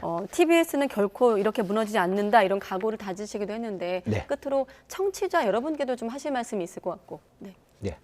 먼저 어제의 사태를 보신 분들께 TBS가 이렇게 된 거에 대해서 TBS의 한 구성원으로서 죄송한 마음 금치 못하겠습니다. 지금 공영방송뿐만 아니라 TBS뿐만 아니라 모든 언론 방송사가 어렵습니다. 여기 YTN도 민영항의 어려움에 처해 있습니다. 각 언론 방송사의 가치와 노동자의 존중이 정치적인 논리로 훼손되고 있습니다. 저희 TBS도 이 시간을 통해 지켜야 할 것은 지키고 지키기에 노력할 것이고 변화해야 될 부분은 몸부림치면서 변화하도록 하겠습니다. 그러나 그 안에 담겨 있는 가치와 존중을 잊지 않도록 하겠습니다. 또 조금 더 나아가서 얘기인데 현재 언론노조에서는 공영방송 정치 독립을 위한 법률 개정 청원이 국회 국민동의청원에 올라와 있습니다. 5만 명이 넘어야 되는데 현재 3만 명입니다. 19일까지입니다. 지금 보고 계신 시청자분들께서 또 청취자분들께서 동의하신다면 꼭 참여 부탁드립니다. 네, 위원장님 바로 서울시 문성원 의원과 네. 문성호 의원과 인터뷰를 할 텐데 혹시 네. 질문 드릴 거 하나 알려주세요. 어떤 질문 했으면 좋겠습니까? 직접 물어보고 싶은 거 있으세요? 네. 의원님께서 네. 조금 TBS하고 더 소통하는 부분이 더 강화됐으면 좋겠습니다. 일단은 만나서 얘기를 해야 풀어가야 될 숙제들이 풀리지 않겠습니까? 네. 예, 그 부분에서 같이 나서서 같이 머리를 맞대고 얘기했으면 좋겠습니다. 네, 소통의 창구를 만들자는 제안 제가 네. 바로 시의원께 질문 드리도록 하겠습니다. 네, TBS 조정훈 언론노조 지부장이었습니다. 네. 고맙습니다. 감사합니다. 자, 이번엔 국민의힘 서울시 소속 문성호 서울시 의원과 인터뷰 이어가겠습니다. 네, 의원님 안녕하십니까? 네, 안녕하십니까. 서울시의원 문성호입니다. 네, 조금 전 조정훈 지부장과 인터뷰 혹시 보셨나요? 예, 그렇습니다. 네, 그러면 자세한 얘기 잠시 뒤에 하기로 하고 소통 창구 만들자는 제안에 대한 답변을 먼저 드릴게요. 충분히 있어야 된다고 생각을 합니다. 네. 근데 그 이전에 이 문제가 지금 작금에 갑자기 튀어나온 문제가 아니기 때문에 예. 이 사전에 있었어도 충분히 이제 시민들과 소통이 됐었으면 하는 아쉬움이 있습니다. 물론 지금 조례가 됐다고 해서 네. 지금 완벽하게 TBS가 이제 뭐 무너지거나 하는 일은 없을 겁니다. 그래서 지금 이 순간을 네. 어떻게 보면 이제 배수진이라 생각을 해주시고 지금부터 약간 좀 더 긴박하게 움직여주시면 그 진심으로서 이제 받아주시고 네. 느끼셨으면 저희도 충분히 대화의 공론회장이 열릴 것이라 생각합니다. 일단 소통 창구 제안에 대한 TBS 노조 측의 제안에 대해서 응하겠다라는 문성호 서울시 의원의 대답이셨고, 지금 두 분의 의견을 지금만 놓고 봤을 때는 소통에 대한 어떤 의지가 보이는데 왜 지난 시간들 동안 그게 좁혀지지 않고 조례안 폐지까지 갔을까요? 이게 사실상은 네. 어떻게 보면은 이제 제 입장에서 바라봤을 예. 때는요. 이게 자유한국당 때부터의 저희는 염원이었습니다. 그러니까 예를 들어서 예전 네. 자유한국당 때 이강택 대표이사님을 국정감사장까지 저희가 끌고 갈 생각이었어요. 그 자유한국당 때 또 제가 부대변인이었거든요. 네네. 그래서 이것은 지금 약간 어떻게 밀어붙이식으로 이제 갑자기 나온 게 아니라 어찌 보면 이제 시민들의 요구, 그러니까 저희를 지지하셨고 저희한테 힘을 보태주시는 분들의 요구였기 때문에 네. 이것은 어떻게 보면 기다려온 염원이라고도 볼 수가 있겠습니다. 근데 이 부분에 대해서 당연히 이게 애꿎은 이제 지나가는 개구리가 돌 맞는다고, 또는 이제 고래 싸움에 새우등이 터진다고 네. 지금 노조위원장님과 같은 일반 직원들이 피해를 보고 있다고 생각을 합니다. 그래서 사실상 제 입장도 저런 직원분들과 노조분들의 피해는 최소화하면서 네. 지금 가장 문제가 되는 이사진과 본부장급들의 임원진분들, 이분들이 먼저 개선이 되고 개혁의 의지가 있으시다면 네. 충분히 본 조례안도 상황에 따라서 바뀔 수도 있겠다는 긍정적인 희망은 드리고 싶습니다. 그럼 본부장 포함해서 임원진의 교체가 우선이란 말씀이신가요? 교체가 답은 아니라고 생각합니다. 네. 그러니까 개인적으로도 이제 또 이강택 대표이사께서 사의를 표명하셨을 네. 때 저도 이제 개인 성명을 냈었거든요. 그러니까 사실상 네. 지금 현재 이제 TBS에 이끌어가셨던 분들이 스스로 이제 자각을 하셔서 TBS 개편에 대해서 선봉장이 되셨으면 하는 바람이 있습니다. 사퇴가 답이 아닙니다. 네. 그래서 무조건 인사를 교체한다고 되는 게 아니라 예. 미디어 재단 TBS에서 우리의 잘못된 점이 이거였구나. 우리가 미비된 점이 이거였구나 해서 스스로 보완하는 게 가장 시민에 와닿는 모습일 거라 생각하고 있습니다. 그 잘못된 점을 바꿔 말하면 TBS의 자구 노력으로 표현하던데, 최소한 그럼 그 자구 노력이 아까 위원장께서는 뭐 지속발전위원회를 포함해서 두 가지 기구가 있고 한 조금 더 시간이 걸리겠지만 내부적으로 논의를 하고 있다. 그럼 그 자구안을 보고 나서 다시 또 조정할 여지가 있다. 이렇게 해석하면 되는 건가요? 만약에 다 이루어진다면 이겠죠. 그러니까 효력을 발생하기까지는 아직은 시간이 남아 있는 건 사실입니다. 네. 네, 그렇기 때문에 그 전에 다 이루어진다고 하는 거는 어떤 건가요? 그러니까 뭐 긴박하게 이제 딱 그 단적으로 얘기했을 때 예. 김어준의 뉴스공장만 폐지하면 되는 게 아니냐라고 네. 하시는 분들이 계실 거예요. 예. 사실은 그것은 충분 조건이지 필요 조건이 아닙니다. 그러니까 그것만이 되는 게 아니라 네. 사실상 지금까지 방심위에서 권고했던 법정 제재들 그에 대해서 다 이행을 하고, 그리고 특히나 허위 방송을 한 사실이 분명하게 있습니다. 그 부분에 대해서 진심으로 사과 방송을 하고 정정 보도를 하면 최소한의 정상화를 가기 위한 문이 열리지 않을까, 그렇게 기대하고 있습니다. 네. 하지만 조금 더 대화를 해서 이런 문제를 해결했으면 좋았을 텐데라는 시각에서 본다면 출연금을 막고 조례안을 폐지하는 그 절차나 방법에 대한 비판적인 시각, 이를테면 언론 탄압이라고 보는 시각도 있는 거거든요. 거기에 대해서는 어떻게 보십니까? 사실상 언론 탄압이라고 이제 주장하실 수도 있다고는 생각은 합니다. 다만 이것의 관점을 그렇게 보셔야 될 것 같아요. TBS는 어찌됐건 간에 서울시의 출연기관입니다. 예. 그러니까 학교로 따지면 선생님과 학생의 관계입니다. 네. 근데 선생님이 내린 권고사항이 있고 지시사항이 있는데, 그러니까 숙제가 있는데 안 해왔어요. 물론 그렇다고 해서 체벌이 다 정당화되지는 않겠습니다만, 네. 그러니까 지금 어떻게 보면 체벌에 대해서 불만을 가지고 반대의 목소리를 내시는 입장인 건데, 한편으로 했을 때는 네. 숙제를 잘 해왔고 선생님이 말했던 지시사항을 잘 이행을 했으면 과연 체벌이 있었을까?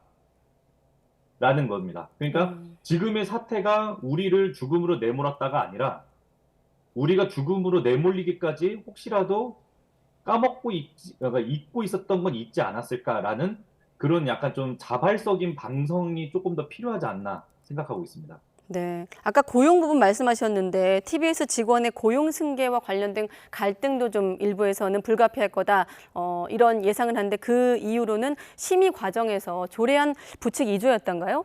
TBS 직원이 희망을 하면 다른 서울시 어떤 출연기관에 우선 채용한다 이 내용이 삭제됐다고 하더라고요. 여기에 대한 설명도 좀 해주시죠. 예, 제가 이제 수정안을 이제 상임위에서 발의한 입장으로서 이제 말씀을 드리겠는데요. 사실 저는 그런 부칙이 있어야 된다고 생각을 했습니다. 지난번 314회였던가요? 그때 제가 5분 발언도 했었었는데 부칙을 둔 이유가 물론 법적인 문제가 있다고 더불어민주당 의원님들과 그리고 이제 공청회에서도 많은 얘기를 주셨습니다. 네. 그래서 수기를 한 결과 삭제하는 걸로 저희가 결론을 냈지만 사실상 그 조항이 있었다면 만약에 TBS 직원이 해고를 당했다라고 가정했을 때 그것을 고용 승계 그리고 혹은 고용을 보장해 주는 것으로서 그 부분에 대한 근로적인 보장을 원했던 거거든요. 네. 근데 사실은 그래서 저나 그리고 발표 발의했었던 최우정 원내대표님은 그 목적으로 넣으셨던 조항인데 법적 문제도 있다고 하시고 이게 좀 불편하다고 하시는 분들도 있어서 삭제는 됐습니다. 네. 사실상 어떻게 보면 그 조항이 TBS 직원들을 보호하고자 만든 거였는데 스스로 삭제를 원하셨고 저희는 삭제를 했습니다. 네. 네. 알겠습니다. 자, 끝으로 서울시 그 조례규칙 심의회 심의도 통과해야 된다고 아까도 얘기를 했습니다만 그 단계에서 만약에 오 시장이 제의를 요구한다면 서울시의 입장은 어떤 겁니까? 받아들여서 다시 한번 저희도 수기할 필요는 있다고 생각합니다. 네, 알겠습니다. 끝으로 TBS 측이 하실 말씀 있을까요? 아까 뭐 소통 창구 제안에 응하신다고 하셨으니까 앞으로 1년이라는 시간 동안 다시 한번 이 시간을 이렇게 쓰자라는 제안이라고 해야 될까요? 예, 맞습니다. 특히나 저도 이제 문화체육관광위 소관으로서 상임위로서 TBS의 많은 활동 내용을 지켜봤습니다. 특히 EFM에 관한 견해에서는 세금을 엄청 많이 투입을 해도 전혀 아깝지 않다고 생각할 정도로 훌륭하고 멋진 프로그램들이 즐비하게 준비되어 있는 거 알고 있습니다. 하지만 미꾸라지 한 마리가 강을 흐리듯이 우리는 그 미꾸라지를 잡기 위해서 항상 강 주인한테 혹은 어부들한테 얘기를 했지만 어부들이 그 미꾸라지를 낚지를 않더라고요. 그래서 저희는 미꾸라지가 아쉽지만 어떻게든 해결될 수 있도록 물을 끊는 지금 특단의 조치를 내린 상황이지만 만약에 그 물을 흐리는 미꾸라지가 자연발적으로 사라진다거나 혹은 강 차원에서 어부들이 꺼낸다고 가정했을 때 피해를 받는 EFM 혹은 지금 미디어재단 TBS에서 만들고 있는 여러 좋은 프로그램들이 오히려 낙인이 찍히고 피해를 보는 상황을 만들지 않았을까 그렇게 반성을 한번 해봤으면 좋겠습니다. 저는 미디어재단 TBS가 없어지는 걸 원하는 게 아니고 정상화되기를 원합니다. 정상화되길 원한다. 아까 의원님께서 김어준의 뉴스공장 말씀하셔서 혹시 그 미꾸라지가 김어준의 뉴스공장만 말하는 건 아니라고 이해하면 되겠습니까? 예, 맞습니다. 네, 알겠습니다. 그러니까 사실상 이제 뭐 제가 뭐 특정 분을 뭐 거론한다기보다도 이제 그 성인용품 팔던 그 진행자분은 사실상 어떻게 보면 트리거는 되었지만 알파고 오메가는 아닙니다. 그러니까 그분이 사라진다고 해서 정상화는 된다고 생각 안 합니다. 왜냐하면 그 제2의 그분을 또 만드는 건 어렵지 않으니까요. 즉 TBS 임직원분들과 이사진의 강경한 개혁이 필요합니다. 네, 알겠습니다. 여기까지 듣겠습니다. 아무쪼록 1년의 시간이 TBS 청취자 여러분을 위한 좀 시간이 되었으면 좋겠습니다. 예, 감사합니다. 네, 고맙습니다. 문성호 서울시 의원이었습니다.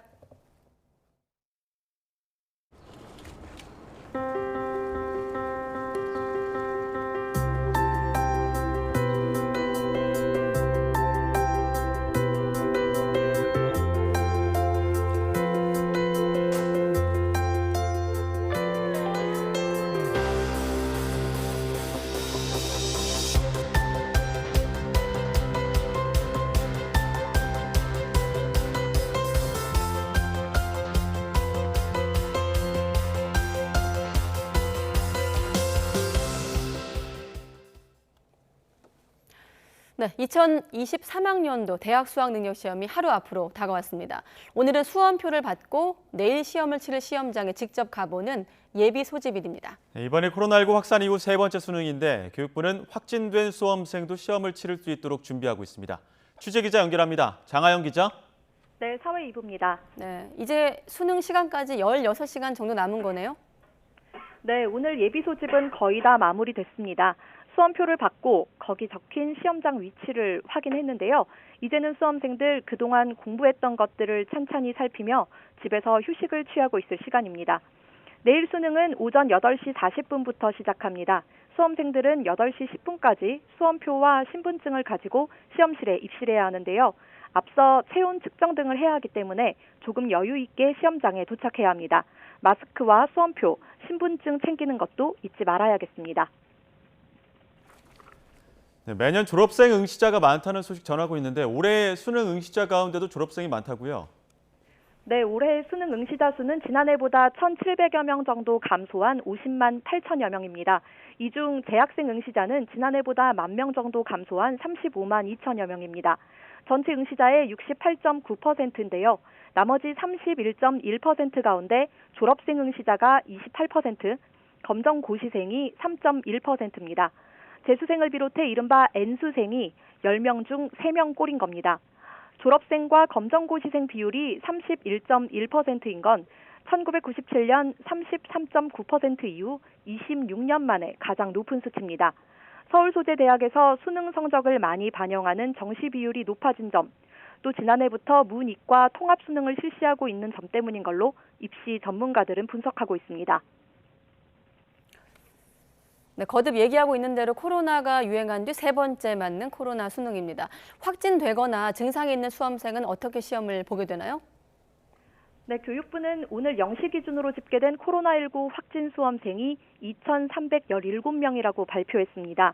확진, 격리된 수험생을 위해 전국에 마련된 별도 시험장 110곳의 수용 가능 인원이 12,000여 명이니까 최종 인원이 소폭 늘어난다고 가정해도 충분히 수용할 수 있습니다. 확진으로 입원 치료 중인 수험생은 3명으로 확인됐는데 이들은 병원 시험장에서 시험을 치르게 됩니다. 교육부는 시험 당일 유증상자를 위해서 일반 시험장에도 분리시험실 2,000여 곳을 지정했습니다. 지금까지 사회 2부에서 YTN 장하영입니다. 네, 앞서 잠시 파행으로 미뤄졌는데 국회 행정안전위원회 이태원 참사 당시 현장 책임자였던 이임재 전 용산경찰서장과 당일 서울경찰청 상황관리관으로 근무했던 류미진 총경이 증인으로 출석을 했습니다. 이들을 상대로 참사 현장 관리와 경찰 초기 대응에 대한 추궁이 이어질 것으로 보이는데요. 현장 현안 질의 연결해 보겠습니다. 집무실 이전 관련해서 전반적인 업무가 다 늘어나는 건 아니고 말씀하신 것처럼 어떤 경호나 경비 쪽의 업무가 일정 부분 늘어났다고 생각을 합니다. 그러나 또 거기에 맞춰서 또 인원이 추가로 저희 용산경찰서에 배정이 돼서 보충이 됐습니다. 그래서 물론 현장 직원분들 당연히 힘드셨겠지만 저희들도 거기에 맞춰 인원 보충이라든지 효율적인 업무가 될 수 있도록 노력을 많이 했다고 생각을 합니다. 그러나 역시 현장에서는 많이 부족했다고 생각합니다. 네, 알겠습니다. 참사 당일 우리 서울청의 무전록을 보니까 용산의 집회 현장을 마지막까지 통솔 하셨죠? 네, 그렇습니다. 네, 여러 정황상으로 이렇게 보니까 민생 치안보다는 집무실 경호 경비에 이렇게 집중했던 것 같은데 어떻게 생각하십니까? 어떤 업무의 과중을 두고 특정 업무만 집중적으로 했다고 생각지는 않습니다. 그때 당시에는 집회 시위가 먼저 개최가 되고 있었고 또 그래서 일단 현장 주의를 서장이 하라는 근무 명령이 있었고 그래서 우선 집회 시위 관리를 하고 끝난 다음에 할로윈 축제장으로 가는 그런 과정이었다고 생각합니다. 네, 이상입니다. 예. 문진석 의원님 수고하셨습니다. 다음은 충북 청주시 상당구 출신 정우택 의원님 질의해 주십시오. 그 이태원 파출소에 도착한 시간이 11시 5분이 맞습니까? 예, 제가 정확한 어떤 하지만은 제 기억상으로는 그 정도 되는 걸로 저도 기억을 하고 있습니다. 네. 그러면 사고 난 지 10시 15분에 났으니까 50분 동안 결국 시간을 좀 허비했다. 근데 관용차 타고 또 오시느라고 좀 늦었다 이렇게 얘기가 듣고 있는데 사실입니까? 예, 그분은 저도 정말 죄송하고 어떤 고인분들이나 사실만 얘기만 하세요. 그렇게 하면 4시간 네. 동안에 제가 네, 질문을 네. 다 못합니다. 예. 묻는 거에만 확실히 기다 아니다만 얘기해 주시면 좋겠습니다. 또 차 안에서 그 큰 문제가 없다. 아까 상황실장으로부터 그렇게 보고를 받으셨다고 하는데 네. 그 받은 시각이 대충 몇 시나 됩니까? 그때 당시가 21시 57분으로 기억합니다. 9시 57분이요. 네, 그렇습니다. 그 당시에 상황이 별 상황이 없다. 그것에 대해서 상황실장이 보고를 했는데 지금 느끼시기에 그 보고가 허위 보고였다. 45분에 이미 사고가 났는데 57분에 지금 아무런 큰 사고 심각성을 알지 못했다 이런 보고를 하는 거는 잘못된 거 아닙니까? 허위 보고 아닙니까? 그 판단 부분에 대해서는 제가 그 보호자의 어떤 그 현재 상황을 모르기 때문에 제가 판단할 수는 없다고 생각합니다. 그 허위 보고죠. 9시 45분에 사고가 났는데 9시 57분에 보고를 받았는데 심각하지 않다. 그 잘못된 보고, 허위 보고라고 저는 생각이 되고요. 그다음에 이미 10시 55분에 그 다수의 심정지 환자가 발생한 상태입니다. 근데 그때 그 이태원 앤틱하고 거리에 뒷짐을 진 채 이태원 파출소로 걸어가는 모습이 담겨진 게 나왔는데 이것은 좀 상황의 심각성을 몰라서 그랬던 겁니까? 왜 그렇게 처신하셨습니까? 예, 정말 죄송합니다. 그러나 정말 어떤 그런 말씀 드리기조차도 부끄럽고 참담하지만 그때까지 정확한 현장 상황을 몰랐기 때문에 상황을 몰랐다 알았습니다. 네, 또 밤 11시 36분에야 직속 상관이 서울청장한테 보고를 하셨는데 왜 11시 5분에 도착하시고 30분이나 늦게 이렇게 보고를 하셨습니까? 제가 대략적인 어떤 위급 상황을 파악한 게 23시경입니다. 그리고 제가 제 기억으로 23시 10분경에 정확한 상황 파악을 위해서 팔소 옥상에 올라갑니다. 그래서 올라가서 정확한 어떤 위급 상황과 전체적인 상황을 파악하게 됩니다. 그래서 당시 상황은 어떤 응급 조치를 필요한 그런 상황이기 때문에 상황 파악을 하느라고 보고가 늦었다? 그렇진 않습니다. 죄송합니다. 상황 파악 및 또 그 정도 상황이면 이미 상황 계통에서 상황 보고가 됐을 거로 생각을 했었고 저는 우선적으로 응급 조치가 필요한 그런 조치를 하고 있었습니다. 그래서 인근 팔소 더군다나 우리 증인께서는 위기관리센터 센터장도 하셨죠. 그 위기관리 봤을 때 이거 한번 즉석 누구한테 보고해야 된다 이런 상황의 매뉴얼이 있을 거라 저는 보는데 하여튼 그 문제는 또 나중에 따지겠습니다.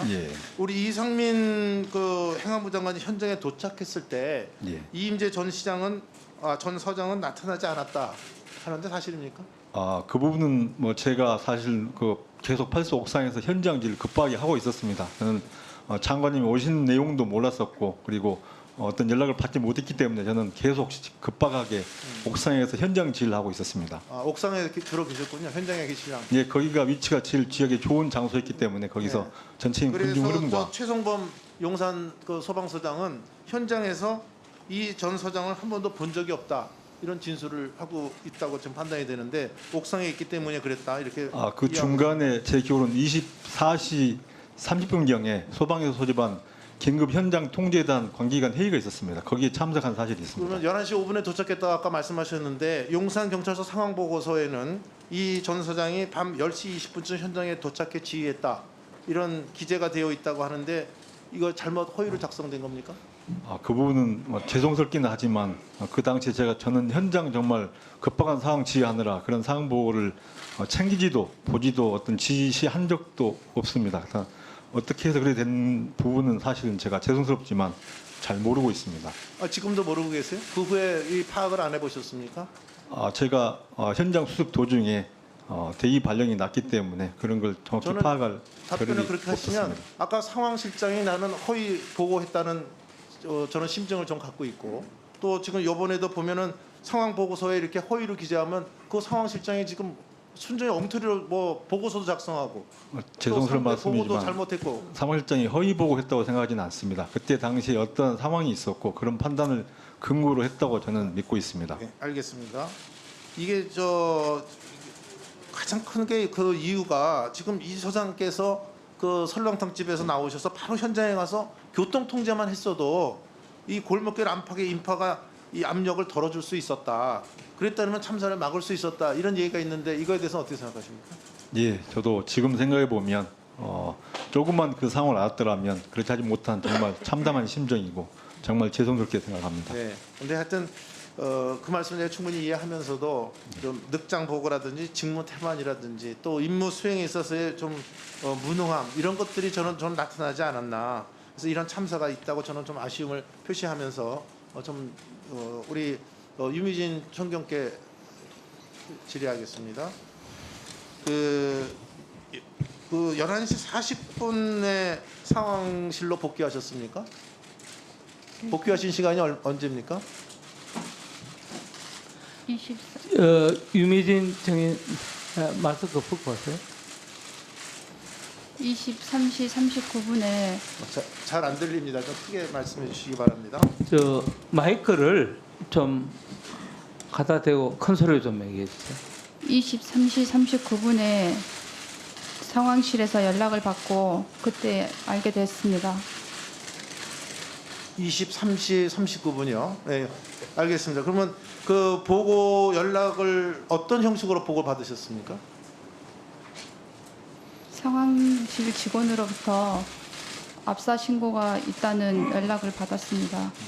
그렇다고 하면 이런 사고가 난 지 1시간 24분 정도 후에 상황을 인지하셨다 이렇게 인식해도 되겠습니까? 네, 제가 처음 보고를 받은 시간은 그 시간입니다. 네. 그다음에 그 1시간 46분이 또 흐른 후에 사고가 난지 0시 1분에야 그 김광호 청장한테 보고를 문자로 하셨습니까? 보고를 어떻게 하셨습니까? 상황실 직원한테 연락을 받고 상황실로 돌아가서 그 상황팀장한테 용산서장이 서울청장한테는 보고를 해서 서울청장이 현장으로 나가고 있다는 얘기를 들었습니다. 그래서 서울청장은 이미 현장으로 나가고 있기 때문에 가용 경력을 빨리 현장으로 배치를 하는 게 급선무라고 생각을 했고 가용 경력을 먼저 보낸 다음에 그 사항을 정리를 해서 서울청장한테 문자로 보고를 했습니다. 중앙관리관이 서울청장한테 보고해야 되는 것이 정상인데 오히려 김광호 경찰 서울청장보다도 우리 상황관리관이 더 상황 기가 늦었다 이렇게 시간별로 나오는데 그것에 대해서 인정하십니까? 죄송합니다. 예.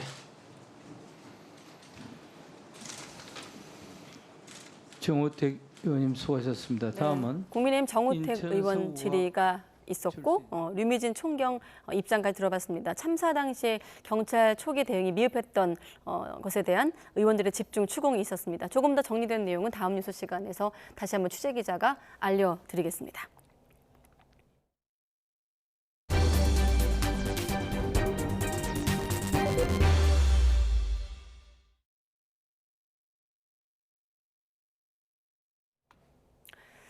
네, 네이버 인기 블로그 계정을 해킹한 뒤 광고 업체에 파는 방식으로 수억 원대 수익을 올린 조직이 경찰에 적발됐습니다. 네, 블로그 주인에게 비밀번호를 바꿔야 한다고 속이는 피싱 메일을 보내서 계정을 가로챈 것으로 드러났습니다. 김근우 기자가 보도합니다.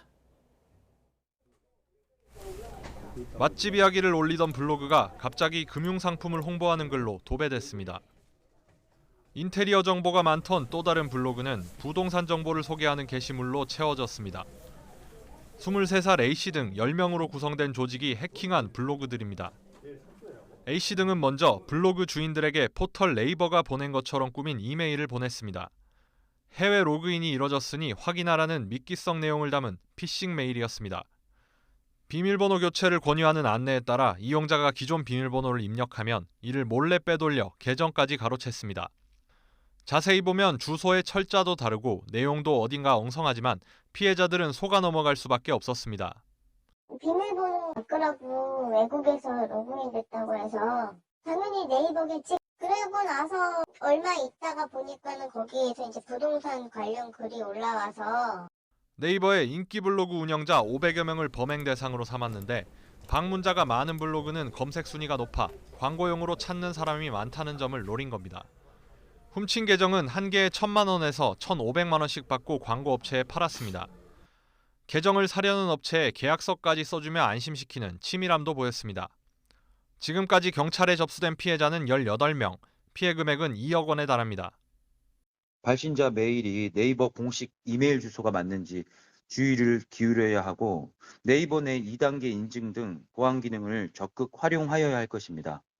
경찰은 일당 10명을 검거해 이 가운데 총책 A씨 등 4명을 구속했습니다. YTN 김근우입니다. 코로나19 재유행이 본격화한 가운데 저조한 백신 추가 접종률을 올리기 위해서 다음 주부터 한 달 동안 집중 접종 기간이 운영이 됩니다. 오는 21일부터는 사전 예약 없이도 접종할 수 있고 접종자에게는 고국 무료 입장 등의 혜택이 제공됩니다. 취재기자 연결합니다. 김평정 기자. 네, 4회 2부입니다. 네, 추가 접종률 올리기 위해서 정부가 각종 지원을 강화하고 있군요. 네, 정부가 오는 21일부터 다음 달 18일까지 한 달 동안을 동절기 추가 접종 집중 접종 기간으로 운영합니다. 접종률 목표는 60세 이상 고령층은 50%, 요양병원과 시설 등 감염 취약 시설은 60%입니다. 오늘 0시 기준 코로나19 동절기 추가 접종률은 18세 이상 전체는 인구 대비로 3.9%, 고위험군인 60세 이상은 11.4%입니다. 접종 대상자로 범위를 좁혀도 접종률은 18세 이상이 4.3%, 60세 이상이 13.2%입니다. 목표 접종률을 달성하기 위해 접종자에게는 템플스테이 할인과 고궁과 능원 무료 입장, 지자체 운영시설 이용 할인 등의 혜택을 제공합니다. 접종률이 높은 감염 취약시설과 지방자치단체는 포상과 함께 각종 평가 시 가점 적용과 지원금 지급 등이 추진됩니다. 또 오는 21일부터는 사전 예약 없이도 의료기관에 방문하면 코로나19 백신 추가 접종을 받을 수 있습니다. 지난해 11월부터 백신 폐기 최소화를 위해 시행한 접종기관 요일제는 오늘부터 폐지돼 접종 가능한 일수도 확대됐습니다. 정부는 각 부처 종사자의 접종률 제고를 위해 접종 시 유급 휴가나 병가를 사용하도록 권장했습니다. 코로나19 확진자 규모는 계속 증가하고 있습니다. 오늘 0시 기준 코로나19 신규 환자는 66,587명입니다. 일주일 전보다 4천여 명 늘었고 2주 전보다 11,000여 명 증가했습니다. 수요일 발표 기준으로는 지난 9월 14일 이후 9주 만에 가장 많습니다. 위중증 환자는 411명으로 사흘째 400명대를 유지하고 있습니다. 정부는 이번 재유행의 정점을 다음 달로 예상하고 그 전에 개량 백신 추가 접종을 독려하고 있습니다. 지금까지 사회 2부에서 YTN 김평정입니다. 네, YTN은 국가 예산 760억 원을 들인 초대형 방제선 엔다모가 얼마나 허술하게 만들어졌는지에 대한 문제점을 추적해 연속 보도하고 있습니다. 네, 알고 보니 이 엔다모 핵심 장비만 불량인 게 아니라 장비 허가 계획도 받지 못한 채 100억대의 장비를 설치해놨다고 합니다. 엔다모 문제를 계속 추적하고 있는 취재기자와 함께 자세한 이야기 나눠보겠습니다. 강민경 기자 나와 있습니다. 어서 오십시오. 안녕하십니까? 네, 취향식을 넉 달 전에 열었고 그럼 지금 여수항에 저렇게 있는 겁니까? 엔다모가? 네, 그렇습니다. 지금 네. 엔다모라는 거에 대해 뭔지 좀 설명을 먼저 드려야 될 것 같은데 이 엔다모는 방제선, 그러니까 바다에 유출된 기름을 제거할 수 있도록 만든 선박입니다. 네. 사실 이 방제선은 원래부터 있어 하긴 했는데 이 엔다모가 좀 특별한 방제선이긴 합니다. 일단 이 엔다모가 만들어진 계기가 2007년에 이제 태안에 기름이 굉장히 많이 유출됐을 때가 있는데요. 네. 그 당시에 날씨가 좀 안 좋아서 기존 방제선들이 많이 현장으로 가지 못했습니다. 그러다 보니까 작업 속도가 좀 느려졌는데요. 이때 아무래도 이 날씨의 영향을 받지 않는 새로운 방제선을 하나 만들어야겠다라고 해서 시작한 게 초대형 방제선으로 불리는 이 엔다모입니다. 네. 엔다모의 특징을 좀 설명을 드리면 일단 엔다모는 무려 5,000톤급의 선박인데요. 이게 다른 방제선하고 비교를 해보면 약 10배 정도 이상 큰 규모라고 알고 계시면 될 것 같습니다. 그리고 현재 이 건조 목적에 맞게 어떤 날씨에도 출항이 가능합니다. 엔다모는 일단 이 정도의 성능을 가진 선박이다 보니까 사실 금액도 좀 굉장히 많이 들었는데요. 국가 예산만 엔다모를 건조하는데 760억 원이 들은 상태입니다. 예. 네. 지금 태안 기름 유출로 처음 그 프로젝트가 시작이 된 건데 그런데 강 기자가 처음으로 또 보도한 문제가 오일 펜스라는 그 장비가 문제가 된 거죠? 네, 그렇습니다. 저희가 처음으로 이제 문제를 인지하게 된 시점 자체가 네. 오일 펜스 관련 문제였는데 이 오일 펜스가 뭔지 간단하게 설명을 드리면 일단 엔다모가 방제선이라고 말씀을 드렸잖아요. 네. 그러다 보니까 이 오일, 그러니까 기름이 흘렀을 때 이 기름이 더 이상 바다로 확산하지 않도록 차단을 하는 장비라고 알아주시면 될 것 같습니다. 그런데 이 오일 펜스 굉장히 긴 튜브라고 생각을 해주시면 되는데 예. 당연히 바다의 기름을 차단해야 되니까 이 튜브가 바다 위에 떠 있어야 하잖아요. 그렇죠. 그래서 이렇게 둥그렇게 기름을 확산한 거를 차단해야 되는데 지금 엔다모에 탑재된 첫 오일 펜스는 이 튜브가 바다에 가라앉습니다. 네. 네, 그러니까 기름을 차단할 수가 없는 상태인 거죠. 그런데 이 엔다모의 담당이 해양환경공단인데 해양환경공단은 취항식 직전인 지난 5월 말에 이미 시운전에서 이 문제를 처음 발견하긴 했습니다. 네. 그래서 제조사에 수리까지 요청을 했는데 정상 작동이 결국 불가능하다는 판정을 받았습니다. 받았는데요. 그러나 해양환경공단은 이런 사실을 숨긴 채 그냥 취양식을 해버려서 좀 문제가 되고 있습니다. 아무래도 그때 해양환경공단의 해명 자체가 어떻게 나갔냐면 배 자체의 문제가 아니다. 장비의 문제다 보니까 장비만 바꾸면 된다라고 설명을 해주긴 했는데요. 네. 그런데 엔다모가 그냥 단순히 뭐 수송선이라든지 고기잡이 배가 아니거든요. 결국 기름을 차단하는 게 원래 목적인데 그 기름을 차단하지 못하는 핵심 장비가 고장이 난 상태인데 그들을 취양하는 게 맞는지에 대해서는 다소 의문이 드는 상황입니다. 문제를 알고도 취양을 밀어붙였다로 요약이 되는데, 자 그럼 오일 펜스 장비 문제는 잘 해결된 상태입니까 그러면? 네, 일단 저희 YTN 보도가 나가기 전에도 해양환경공단 역시 문제를 인지하고 있어서 미리 새로운 오일 펜스를 신청을 해둔 상태라고는 합니다. 그런데 공단 측의 설명으로는 뭐 추가 예산은 들지 않는다고 하고요. 오일 펜스를 담당한 제조사의 잘못이 분명하니까 그쪽에 돈을 내서 교체해주기로, 그쪽이 교체해주겠다 뭐 이런 논리입니다. 그런데 아직 교체 작업이 마무리되지는 않은 상태라서요. 지금은 현재 다른 배에 있는 대치 오일 펜스를 설치를 해둔 상태긴 합니다. 그런데 아까 처음에 말씀드렸다시피 엔다모가 다른 이제 방제선에 비해서 한 10배 정도 규모가 큰 상태라서요. 이 딱 적합한 오일 펜스가 필요한 상황인 거는 변치 않는 것 같습니다. 예, 이번에 또 추가로 보도가 나온 게 준설 작업 관련 내용인데, 그러니까 이 준설 작업이라는 게 법적으로 엔다모가 할 수 없는 작업인데 일단 장비부터 설치해놓고 본 거 이거 아닙니까? 네, 그렇습니다. 사실 저희가 엔다모를 다루게 된 이유 중에 하나는 결국 여기에 굉장히 많은 예산이 들어갔다는 거거든요. 엔다모에 소요된 예산이 760억 원인데 이 중에서 건조 외에 이제 준설 작업이라고 하는 사업을 위해서 약 120억이 투자가 됐습니다. 이 해양 준설 작업이라는 게 뭐냐 하면 바닥을 긁어내거나 아니면 백기를 만들기 위해서 바다 밑에 작업을 하는 과정을 의미하는데요. 우리가 뭐 도로에 아스팔트를 깔고 정비 작업을 하는 것하고 비슷한 거라고 생각해 주시면 됩니다. 그런데 이게 해양 일종의 사업이다 보니까 결과적으로는 추가로 이 사업을 수주를 받아서 진행을 하는 건데, 이 엔다모를 가지고 있는 곳이 해양환경공단인데 이곳이 알고 보니까 공기업이어서 이런 사업을 수주할 수 없는 상황이었다고 합니다. 그런데 일단 무턱대고 일단 그 장비를 설치를 했다 이렇게 알아주시면 될 것 같고요. 결국 수익 사업을 진행할 뭐 법적 토대 같은 것도 제대로 마련되지 않은 상황에서 일단 이 배를 만들면서 120억 원의 장비를 넣었다 이런 상황입니다. 그렇군요.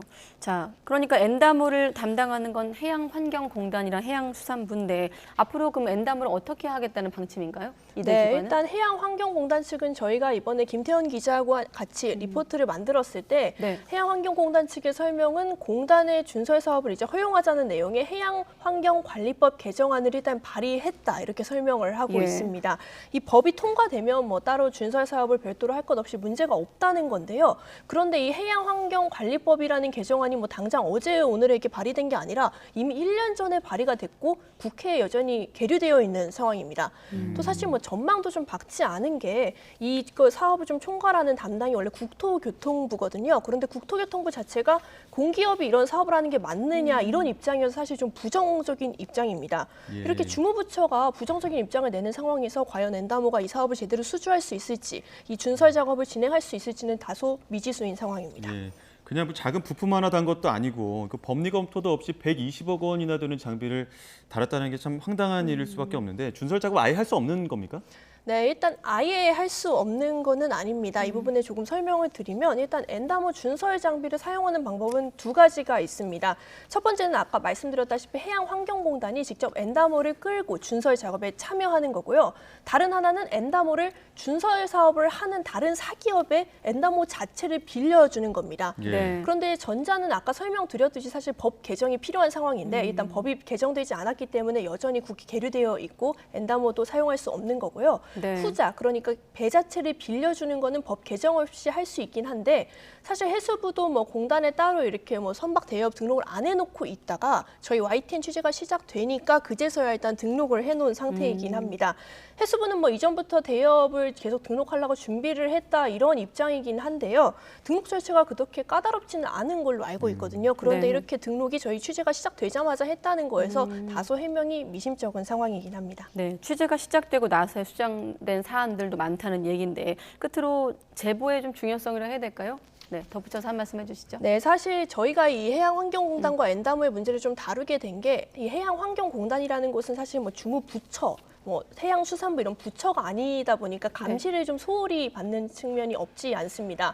그러나 이런 공단이 감시를 소홀히 받는다는 것과 큰 사업을 다룬다는 건 좀 별개의 문제거든요. 네. 제대로 된 감시와 어떤 감시의 시선이 없이는 이렇게 큰 예산이 다루어지는 문제가 허투루게 쓰여질 수 있는 부분이 분명히 있기 때문에 이런 부분에 대해서 계속 좀 지켜봐야 할 것 같고요. 또 네. 이렇게 저희가 취재가 진행되는 과정에서 수정되는 경우도 많으니까요. 앞으로 이런 문제를 말고도 따로 이렇게 어떤 각종 사회 비위라든지 이런 문제에 대해서 제대로 네. 추적하고 또 취재해 나가도록 하겠습니다. 네, 사회일보 강민경 기자 메일로 제보하시면 강 기자가 취재에 나설 거라고 생각이 되고 궁금해 찾아봤더니 엔다모 뜻이 사방을 둘러싼 담이더라고요. 그렇습니다. 네, 국민 공모전인데 이 이름 만든 분은 좀 허탈할 것 같습니다. 그렇습니다. 네, 사회일보 강민경 기자였습니다. 수고했습니다. 고생하셨습니다.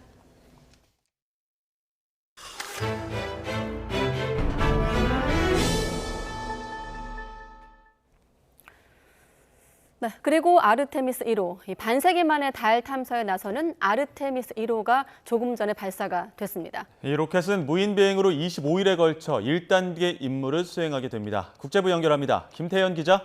네, 국제부입니다. 네, 벌써 1시간 넘게 지났는데 그동안 몇 차례 미뤄졌는데 이번에 발사가 됐습니다. 네, 50년 만에 시도되는 달 탐사가 비로소 시작됐습니다. 미 항공우주국은 우리 시각 오늘 오후 3시 47분 플로리다주 케네디 우주센터 발사장에서 아르테미스 로켓을 우주로 쏘아 올렸습니다. 기술적인 문제로 당초 발사 예정 시각보다 43분 정도 늦어졌습니다. 나사는 발사 직전 홈페이지를 통해 통신과 추적 장치를 보장하기 위해 필요한 테스트를 수행하고 있다고 밝혔습니다. 발사 이후의 과정은 당초 예정대로 진행되는 것으로 보이지만 발사 성공 여부는 아직 발표되지 않았습니다. 이번 발사는 초입기를 진행하다 로켓 엔진의 온도 센서 결함과 수소연료 누출 등으로 중단된 지난 8월 말과 9월 초에 이어 세 번째 시도였습니다. 허리케인 등 기상 여건 때문에 미뤄진 것까지 합하면 5번째 만에 발사됐습니다.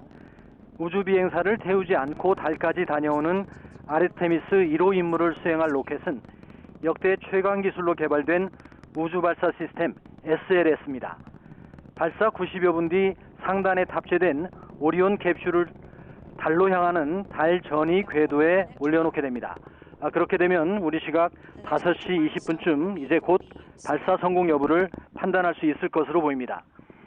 오리온은 달 너머 64,000km까지 더 나아가는 원거리 역행 궤도를 비행한 뒤 12월 11일 태평양에 안착하는 것으로 25일간에 거친 무인 비행을 마치게 됩니다. SLS와 오리온은 1972년 아폴로 17호 이후 50년 만에 달에 우주 비행사를 착륙시키는 아르테미스 미션의 주력 로켓과 우주선으로 개발됐으며 이번이 첫 비행입니다. 아르테미스 2호는 2024년쯤 우주 비행사를 태우고 달 주위를 비행한 뒤 돌아올 계획입니다. 이 미션은 2025년이나 26년에 아르테미스 3호를 통해 우주 비행사를 달에 착륙시키는 것을 최종 목표로 삼고 있습니다. 지금까지 국제부에서 YTN 김태현입니다.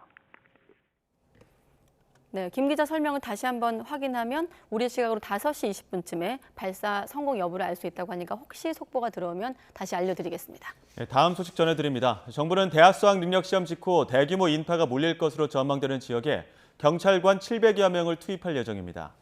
이태원 참사 중앙재난안전대책본부는 오늘 정부 서울청사에서 브리핑을 열고 이같이 밝혔습니다. 정부는 시험 종료 후 수험생 등이 다수 몰릴 것으로 전망되는 서울 종로, 강남, 부산 광안리 등 전국 70여 개 지역에 경찰관 770여 명을 배치할 예정입니다. 제주 지역 저수지에서 발견된 야생조류 분변에서 고병환성 조류 인플루엔자가 검출됐습니다. 제주도는 이에 따라 발견된 곳을 중심으로 10km 이내의 가금 농가 28곳에 대한 이동 제한 조치를 한 뒤 긴급 임상 결과 다행히 농가에는 이상이 없다고 밝혔습니다. 도내 닭과 오리 등 가금 사육 농가에 대해서는 축사 소독과 외부인 진입 금지 등 방역 수칙 행정 명령을 발령했습니다. 민주노총과 한국노총 공공부문 노조 공동대책위원회는 서울 용산 전쟁기념관 앞에서 기자회견을 열고 정부의 공공기관 자산 매각 시도를 즉각 중단하라고 촉구했습니다. 양대 노총은 공공기관 자산 매각이 투기자본 세력의 이윤을 몰아주는 행위라며 공공기관의 기능이 축소돼 국민의 비용 부담만 늘 거라고 주장했습니다.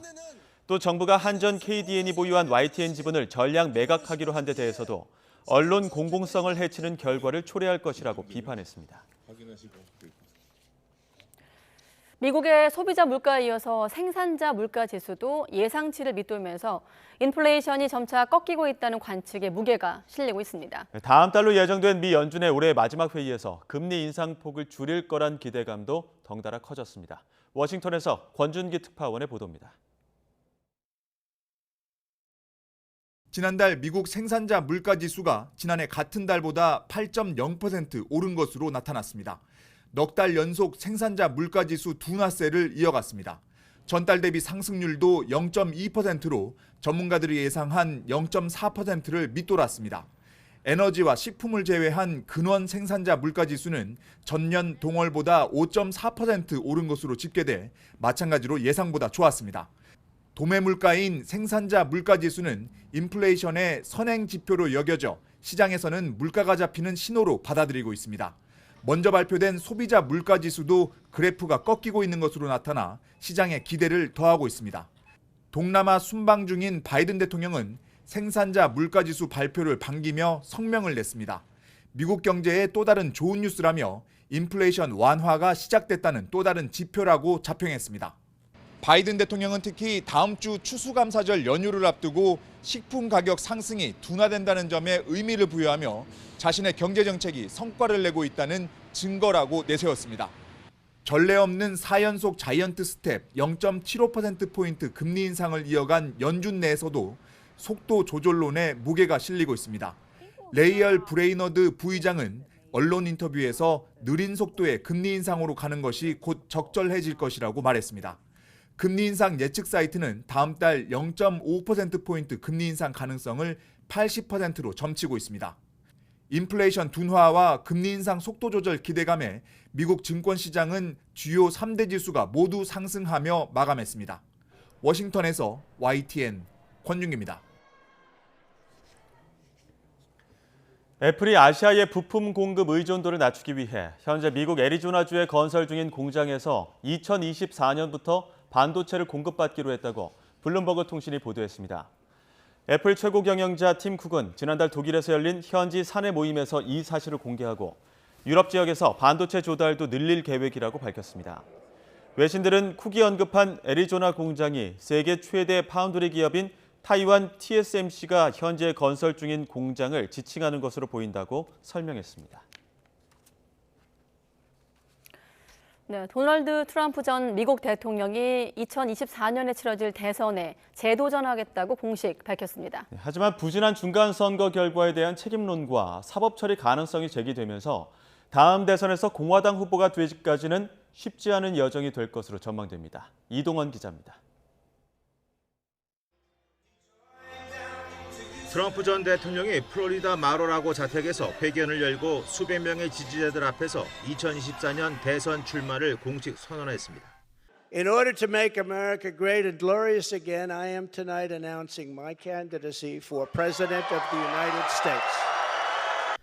2년 전 미국은 위대한 국가였는데 바이든 행정부가 들어선 지금은 그렇지 못하다면서 미국을 다시 위대한 국가로 만들기 위해 자신이 대선에 나선다고 밝혔습니다. 올해 66살인 트럼프 전 대통령의 세 번째 대선 도전입니다. 하지만 앞길은 그리 순탄치 않아 보입니다.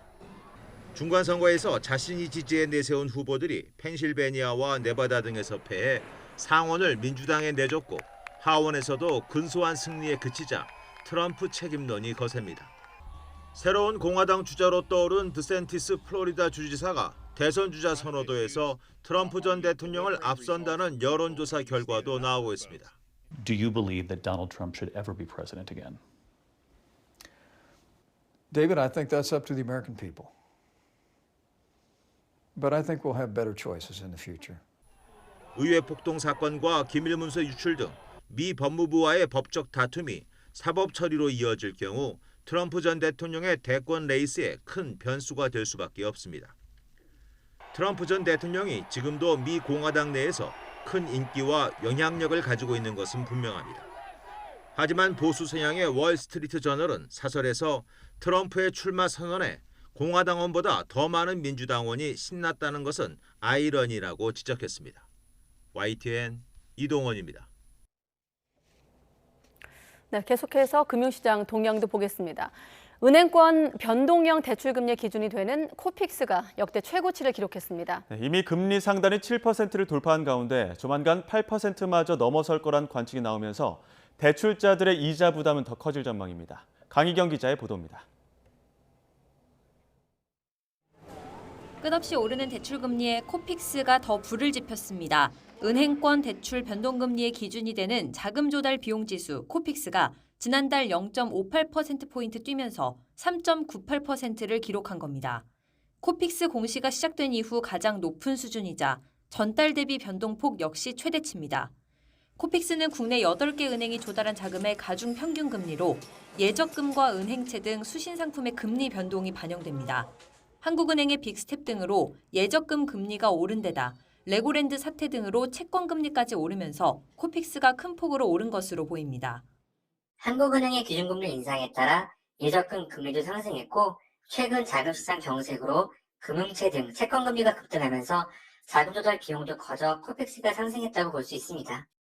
은행들은 곧바로 코픽스 상승분을 반영해 대출금리를 올렸습니다. 이에 따라 4대 시중은행의 주택담보대출과 전세대출 변동금리 상단은 모두 7%를 돌파했습니다. 신규 대출자는 물론 기존 대출자들의 이자 부담도 덩달아 높아졌습니다. 2020년 11월 코픽스 연동 변동금리로 30년 만기 주택담보대출 4억 5천만 원을 받은 직장인의 당시 월 상환액은 189만 2천 원. 그러나 이번 달부터 월 상환액은 267만 7천 원으로 2년 전보다 78만 원 넘게 늘어나게 됐습니다. 설상가상으로 기준금리가 앞으로 더 오르면 대출금리 8%대 시대도 머지않았다는 전망이 나옵니다. 아마 베이비 스텝을 가지 않을까, 0.25%포인트를 올리는 금리 정책을 피지 않을까라는 논의들이 확산되고 있는 것은 사실이라고 볼 수 있을 것 같습니다. 잡힐 줄 모르는 물가의 이자 부담까지 대출자들의 시름이 점차 깊어지고 있습니다. YTN 강희경입니다. 올해부터는 일시적인 2주택자가 된 사람은 종합부동산세 납부를 연기할 수 있게 됩니다. 올해 개정된 세법을 보면 이사나 상속 등의 문제로 불가피하게 주택 여러 채를 보유하게 된 경우에는 해당 주택을 주택수에서 제외합니다. 상속받은 주택 역시 상속 이후 5년간은 주택수에서 제외하고 투기 목적이 없는 저가주택이나 지분의 일부를 상속받았다면 기간 제한 없이 1주택자 지위를 유지할 수 있습니다. 12,000여 가구에 이르는 국내 최대 재건축 사업으로 꼽히는 서울 강동구 둔촌 주공 아파트의 3.3제곱미터당 일반 분양가가 3,829만 원으로 확정됐습니다. 강동구청은 분양가 심의위원회를 거쳐 둔촌 주공 일반 분양가를 이같이 확정해 조합에 통보했습니다. 앞서 조합은 강동구청에 3.3제곱미터당 4,180만 원의 분양가를 신청했지만 심의 과정에서 일부 조정됐습니다. 이에 따라 분양가는 전용 면적 59제곱미터가 9억에서 10억 원, 전용 면적 84제곱미터는 12억에서 13억 원 선에 형성될 것으로 보입니다. 우리나라 인구 감소가 심각한 문제로 떠올랐지만 국민 절반은 결혼하지 않아도 좋다거나 하지 말아야 된다고 생각하는 것으로 나타났습니다. 작은 문제가 결혼을 꺼리는 이유 가운데 첫 손으로 꼽혔습니다. 조태현 기자가 보도합니다. 지난 8월 새로 태어난 출생아는 2만 명대 초반에 그쳤습니다. 반대로 세상을 떠난 사람은 3만 명으로 집계됐습니다. 인구가 한 달 동안 8천 명 넘게 줄어든 겁니다. 벌써 34개월 연속 인구 자연 감소입니다. 인구 감소가 심각한 사회 문제가 됐지만 결혼에 대한 인식은 갈수록 악화하고 있습니다. 결혼을 꼭 해야 한다거나 하는 것이 좋다고 생각하는 국민은 전체의 50%에 그쳤습니다. 2년 전 조사 때보다 1.2%포인트 낮아졌습니다. 반대로 결혼하지 않아도 좋다는 응답은 비중이 갈수록 커지고 있습니다. 결혼을 부정적으로 보는 가장 큰 이유는 역시 돈이었습니다. 결혼 자금이 부족하다는 이유가 28.7%로 가장 많았고 고용 불안정과 결혼의 필요성을 느끼지 못한다는 점 등이 뒤를 이었습니다. 결혼을 해야 한다는 추세는 전반적으로 감소세이며 2008년 68%에서 2022년 0%로 감소를 했습니다. 일반적으로 결혼과 출산에 대한 상관관계가 높은 것을 보아 최근 저출산에도 영향을 미치고 있는 것으로 판단됩니다. 다만 국민 10명 가운데 7명은 결혼하지 않더라도 같이 살 수 있다고 생각했고 결혼하지 않아도 자녀를 가질 수 있다고 생각하는 사람도 34.7%로 나타나 꾸준한 증가세를 이어갔습니다. 이혼과 관련해서는 할 수도 있고 하지 않을 수도 있다고 중립적으로 생각하는 사람은 전체의 절반에 달했고 하지 말아야 한다는 의견은 27%로 줄었습니다. YTN 조태현입니다. 기후위기 대처를 촉구하기 위해 유명 작가 작품에 수프 등을 던져온 기후행동가들이 이번엔 오스트리아의 구스타프 클림트 작품에 이물질을 뿌렸습니다. 오스트리아 환경운동단체는 빈에 있는 레오폴트 박물관에서 클림트의 1915년 작품 죽음과 삶에 기름 성분으로 추정되는 검은색 액체를 뿌리는 영상을 트위터에 공개했습니다. 이 단체 활동가는 영상에서 우리 사회에 대한 사형 선고라고 부르는 석유, 가스 시추 활동에 항의한다고 말했습니다. 검은색 액체는 작품을 감싼 보호 유리에 뿌려져 작품 자체는 훼손되지 않았습니다.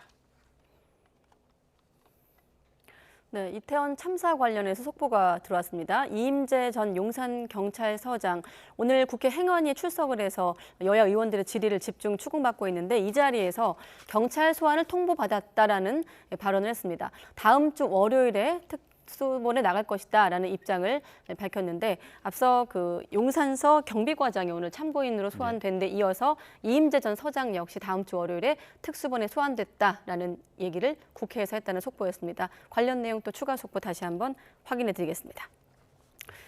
네, 이번엔 사건 소식입니다. 오늘 새벽 경남 김해시에서 여자친구와 지인을 차로 친 뒤에 흉기까지 휘두른 50대가 경찰에 붙잡혔습니다. 헤어지자는 말에 화가 나서 벌인 일이라는데 여자친구는 중태에 빠졌습니다. 김종호 기자가 보도합니다.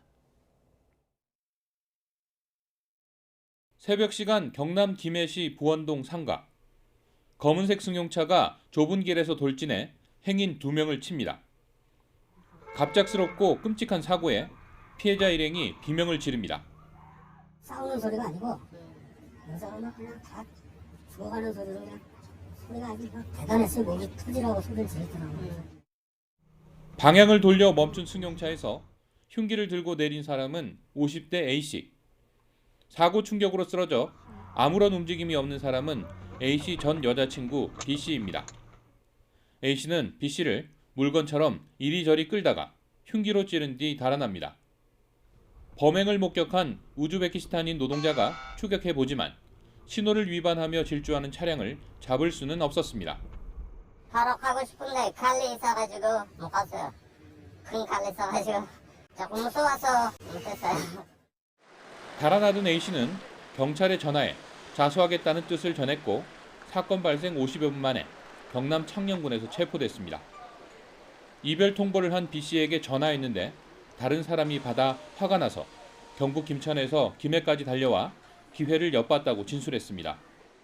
피해자를 찾아왔을 때 다른 일행들과 그 음식을 먹고 있는 걸 보고 화가 나서 기다렸다가 나와가지고 가는 것을 차로. B씨는 병원으로 옮겨졌지만 중태에 빠졌고 함께 사고를 당한 일행은 경상으로 알려졌습니다. 경찰은 A씨를 상대로 정확한 범행 동기 등을 조사하고 있습니다. YTN 김종호입니다. 어느덧 수능이 하루 앞으로 다가왔습니다. 수능일인 내일 다행히 입시 한파는 없겠지만 큰 일교차와 초미세먼지에는 주의가 필요하겠습니다. 수능 시간대별 기온을 살펴보면 1, 2교시에는 서울 기온이 10도 안팎을 보이겠고 점심시간이 지난 뒤 한낮에는 17도까지 오르는 등 비교적 온화하겠습니다. 마지막 5교시가 끝나면 해가 지고 날씨가 다시 쌀쌀해지겠는데요. 시간대에 맞는 옷차림으로 체온 조절 잘 해주셔야겠습니다. 내일 전국이 대체로 맑겠지만 아침까지 내륙 곳곳에는 안개가 짙게 끼겠습니다. 고사장으로 향하는 길 평소보다는 여유를 가지고 이동하시는 게 좋겠고요. 내일 경기 남부와 충청, 경북을 중심으로는 공기가 탁한 곳이 많겠습니다. 호흡기가 예민한 수험생들은 미세먼지용 마스크를 챙기시는 게 좋겠습니다. 지금까지 날씨 정보였습니다. 네, 오늘 아르테미스 1호 발사에서부터 국회 현장까지 전해드렸는데요. 이어지는 이브닝 뉴스에서 각각의 현장과 속보 확인하시기 바랍니다. 가장 빠른 종합뉴스 뉴스큐 마치겠습니다. 시청해주신 여러분 고맙습니다.